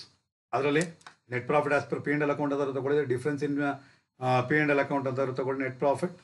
So ಅದಕ್ಕೆ ಆ್ಯಡ್ ಮಾಡ್ಕೊಳ್ಳಿ propose dividend, interim dividend, transfer to reserves, provision for tax, add extraordinary items credited to P&L account. ನಾ ಲೆಸ್ ಮಾಡಿ ನೆಟ್ ಪ್ರಾಫಿಟ್ ಬಿಫೋರ್ ಟ್ಯಾಕ್ಸ್ ಬರುತ್ತೆ. As per revised AS3 ಮಾಡಬೇಕು ಅಂದರೆ ಇಲ್ಲಿಂದ start ಮಾಡಬೇಕು. ಈ ಅಮೌಂಟ್ನ ಪ್ರಾಬ್ಲಮಲ್ಲಿ ಕೊಟ್ಟಿದ್ರೆ ಹಾಗೆ ತಗೊಳ್ಳಿ, ಕೊಟ್ಟಿಲ್ಲ ಅಂದರೆ ನೀವು ನೋಟ್ನಲ್ಲಿ ಕ್ಯಾಲ್ಕುಲೇಟ್ ಮಾಡಿ. ನಾವು ರಿವೈಸ್ಡ್ AS3 ಮಾಡ್ತಿಲ್ಲ ಸರ್ ಅಂದರೆ ಇಲ್ಲಿಂದ ಸ್ಟಾರ್ಟ್ ಮಾಡಿ. Okay, left to your choice. Next, add non operating and non cash expenses. Non operating and non cash items. Non operating and non cash ಐಟಮ್ಸ್ನ ಯಾವುದು ಅಂತ ಹೇಳಿದ್ದೀನಿ, ಅದನ್ನು ಆ್ಯಡ್ ಮಾಡ್ತೀರಾ. ನಾನ್ ಆಪರೇಟಿಂಗ್ ಇನ್ಕಮ್ನ ಲೆಸ್ ಮಾಡ್ತೀರಾ. ಬರೋದು operating profit before working capital changes. ಈ heading ಅಂತೂ ಬರೀಲೇಬೇಕು, ನೀವು ಕಂಪಲ್ಸರಿ ಬರೀಲೇಬೇಕು. ನೀವು ಯಾವ heading? Operating profit before working capital changes. ಏನೂ ಇಲ್ಲ, ನೀವು ಅದು ಮಾಡಿದ ತಕ್ಷಣವೇ ವರ್ಕಿಂಗ್ ಕ್ಯಾಪಿಟಲ್ ಅಂದರೆ current asset current liabilities treat ಮಾಡೋಕ್ಕೆ ಮುಂಚೆ ಬರುತ್ತಲ್ವ, ಅದನ್ನೇ ನಾವೇನಂತ ಕರೀಬೇಕು? Operating profit before working capital changes. Working capital ಚೇಂಜಸ್ನ ಜ್ಞಾಪಕ ಇಟ್ಕೊಳ್ಳಿ. ಬಿಫೋರ್ ಅಂತ ಗೊತ್ತಾಗೋಯ್ತು ನಿಮಗೆ. Operating profit, that is operating profit before working capital changes. ಎಲ್ಲ ಆ್ಯಡುಲೆಸ್ ಮಾಡಿದ್ದಾಯಿತು. ಆ್ಯಡುಲೆಸ್ ಮಾಡಿದ್ಮೇಲೆ ಬರುವಂತಹದ್ದು cash generated from operating activities. Cash generated from operating activities. Operating ಆಕ್ಟಿವಿಟೀಸಿಂದ ಇಷ್ಟು ಕ್ಯಾಶ್ ಜನರೇಟ್ ಆಗಿದೆ. ಅದರಲ್ಲಿ ಇನ್ಕಮ್ ಟ್ಯಾಕ್ಸ್ ಇಲ್ಲಿ ಕಳಿಬೇಕು. ಜ್ಞಾಪಕ ಇಟ್ಕೊಳ್ಳಿ ಸ್ಟೂಡೆಂಟ್ಸ್, ಕೆಲವರೆಲ್ಲ ಇಲ್ಲಿ ಕಳೀತಾರೆ, ಮೇಲ್ಗಡೆ ನಾನ್ ಆಪರೇಟಿಂಗ್ ನಲ್ಲಿ ಕಳೀತಾರೆ, ಮಾರ್ಕ್ಸ್ ಕಳ್ಕೊತೀರ. ಇವೊಂದು ಕಳೆದ್ರು ಕೂಡ ಟೋಟಲ್ ಮಾರ್ಕ್ಸ್ 14 ಮಾರ್ಕ್ಸ್ ಅಂತ ಕೌಂಟ್ ಮಾಡಿದಾಗ ಅಲ್ಲಿ 1 ಮಾರ್ಕ್ ಡಿಡಕ್ಟ್ ಮಾಡೋಕ್ಕೆ ಅವಕಾಶಗಳಿರುತ್ತೆ. ಲಾಸ್ಟ್ಗೆ ಲೆಸ್ ಮಾಡ್ಬೇಕು ನೀವು. ಲೆಸ್ ಐ ಟಿ ಪೇಯ್ಡ್ ಈ ವರ್ಷ ಐ ಟಿ ಪೇಯ್ಡ್ ಎಷ್ಟು ಪೇಮೆಂಟ್ ಮಾಡಿದಾನೋ ಅದನ್ನು ಲೆಸ್ ಮಾಡಿರಿ. ಬರುವಂಥದ್ದು cash flow before extraordinary items. ಅಕಸ್ಮಾತ್ ಎಕ್ಸ್ಟ್ರಾರ್ಡಿನರಿ ಐಟಮ್ಸ್ನ ಲೆಸ್ ಮಾಡಿ, ಎಕ್ಸ್ಟ್ರಾರ್ಡಿನರಿ ಐಟಮ್ಸ್ ಕೊಟ್ಟಿಲ್ಲ ಅಂದರೆ ಇದು ಎರಡನ್ನೂ ಕ್ಯಾನ್ಸಲ್ ಆಗಿ ಡೈರೆಕ್ಟಾಗಿ ಐ ಟಿ ಪೇಯ್ಡ್ ನಾ ಕಳೆದಿದ ತಕ್ಷಣವೇ ಡೈರೆಕ್ಟಾಗಿ ಇಲ್ಲಿಗೆ ಬಂದುಬಿಡ್ತೀರಾ. Next cash flow from operating activities ಆಗುತ್ತೆ. Net cash flow from operating activities. ಹಾಗಾದರೆ ಫಸ್ಟ್ ಒನ್ ಆಪರೇಟಿಂಗ್ ಆಕ್ಟಿವಿಟೀಸ್ ಆಯಿತು. Second one cash flow from investing activities. Investing ಆಕ್ಟಿವಿಟೀಸ್ನಲ್ಲಿ ಸೇಲ್ ಫಿಕ್ಸಡ್ ಅಸೆಟ್ನ ಸೇಲ್ ಮಾಡಿದರೆ ಅಥವಾ ಇಂಟ್ಯಾಂಜಿಬಲ್ ಅಸೆಟ್ನ ಸೇಲ್ ಮಾಡಿದರೆ ಮತ್ತು ಇಂಟ್ರೆಸ್ಟ್, ಡಿವಿಡೆಂಡ್, ರೆಂಟ್ ರಿಸೀವ್ ಮಾಡಿದರೆ ಅದರಲ್ಲಿ ಲೆಸ್ ಮಾಡ್ಕೊಳ್ಳಿ. ಯಾವುದನ್ನು ಲೆಸ್ ಮಾಡಬೇಕು? Purchase of fixed asset and purchase of intangible ಅಸೆಟ್ನ ಬರುವಂತಹ ಅಮೌಂಟ್ನ ನಾವೇನಂತ ಕರಿತೀರಾ? Net cash flow from investing activity. ಅದೇ ರೀತಿಯಲ್ಲಿ cash flow from financing activity 3ನೇ Roman. So issue of shares, issue of ಡಿವೆಂಚರ್ಸಿಂದ ಏನಾದ್ರು ಕ್ಯಾಶ್ ಏನಾದ್ರು ಬಂದಿದ್ದೀರಾ ಅಂತಂದರೆ ನೀವು profits from issue of shares or issue of debentures ಅಂತಾನೆ ಬರೀಬೇಕಾ ಅಂತಂದರೆ ಇಲ್ಲ, ಇಶ್ಯೂ ಆಫ್ ಶೇರ್ಸ್ ಅಂತ ಅಮೌಂಟ್ ತಗೊಳ್ಳಿ, ನೋ ಇಶ್ಯೂ. ಸೊ ನಾನು ಫಾರ್ಮೆಟ್ ರೀತಿಯಲ್ಲಿ ಹೇಳಬೇಕಾಗಿರುತ್ತೆ. ಸೊ ಅದಕ್ಕೋಸ್ಕರ ಹೇಳ್ತಾ ಇರೋಂಥದ್ದು profits from increase in securities ಪ್ರೀಮಿಯಮ್ನ ಆ್ಯಡ್ ಮಾಡ್ಕೊಳ್ಳಿ. ಲೆಸ್ ಮಾಡಬೇಕಾಗಿರುವಂಥದ್ದು ಯಾವುದು? ಸರ್ ಆ್ಯಡ್ ಮಾಡಿ ಅಂದರೆ ಇಲ್ಲಿ ಯಾವುದು ಐಟಮ್ ಇಲ್ಲ ಸರ್ ಆ್ಯಡ್ ಮಾಡೋದು ಅಂದರೆ ಪಾಸಿಟಿವ್ ಆಗಿ ತಗೊಳ್ಳಿ. ಲೆಸ್ ಮಾಡಬೇಕಾ ನೋಡಿ, ಇದರಲ್ಲಿ ಇದನ್ನೆಲ್ಲ ಲೆಸ್ ಮಾಡಬೇಕು. ಬರೋ ಅಮೌಂಟ್ನ ಇಲ್ಲಿ ಇಡಬೇಕು. ಇದರಲ್ಲಿ ಇವನ್ನೆಲ್ಲ ಲೆಸ್ ಮಾಡಿ ಇಲ್ಲಿ ಇಡ್ತೀರ. ಅದನ್ನೇ net cash flow from financing activity. ಅದರಲ್ಲಿ ಲೆಸ್ ಮಾಡಬೇಕಾಗಿರೋದು ನಮಗೆ ಕ್ಯಾಶ್ ಬಂದರೆ, ಫೈನಾನ್ಸಿಂಗ್ ಆಕ್ಟಿವಿಟಿಯಿಂದ ಕ್ಯಾಶ್ ಬಂದ್ರೆ ಅಂದರೆ ಆ್ಯಡ್ ಮಾಡ್ಕೊಳ್ತೀರಾ. ಫೈನಾನ್ಸಿಂಗ್ ಆಕ್ಟಿವಿಟಿಯಿಂದ ಏನಾದ್ರು ಕ್ಯಾಶ್ ಏನಾದ್ರು ಹೋಗ್ತಿದ್ರೆ ಇಂಟ್ರೆಸ್ಟ್ ಪೇಯ್ಡ್ ಹಾಕ್ಕೊಳ್ಳಿ, ಡಿವಿಡೆಂಡ್ ಪೇಯ್ಡ್ ಹಾಕ್ಕೊಳ್ಳಿ, ಇಂಟ್ರೀಮ್ ಡಿವಿಡೆಂಡ್ ಹಾಕ್ಕೊಳ್ಳಿ, ಸೆಕ್ಯೂರಿಟೀಸ್ ಪ್ರೀಮಿಯಮ್ನ ಯೂಟಿಲೈಸ್ ಮಾಡ್ಕೊಂಡಿದ್ರು. ಸೊ ಅದನ್ನೇನು ಮಾಡಬೇಕಾಗಿರುತ್ತೆ ನೋಡಿ, ಇಲ್ಲಿ profits from increase in securities ಪ್ರೀಮಿಯಮ್ನ ಆ್ಯಡ್ ಮಾಡಿ. ಅದೇ ಅಕಸ್ಮಾತ್ ಯುಟಿಲೈಸೇಷನ್ ಏನಾದ್ರು ಮಾಡ್ಕೊಂಡಿದ್ರೆ ಲೆಸ್ ಮಾಡಿ. ಸೊ ಅಷ್ಟನ್ನು ಆ್ಯಡ್ ಮಾಡಿದ್ರೆ ಬರೋದಕ್ಕೆ net cash flow from financing activity, ಹಾಗಾದರೆ operating activity, investing activity, finance activity ಮೂರನ್ನು ಕೂಡ್ರಿ ಬರೋದೇ net increase or decrease in cash and cash equivalents. So cash and cash equivalent at the ಬಿಗಿನಿಂಗ್ನ ನೀವು ಆ್ಯಡ್ ಮಾಡಿದ್ರೆ ಬರುವಂತಹದೇ cash and cash equivalent at the end of the period.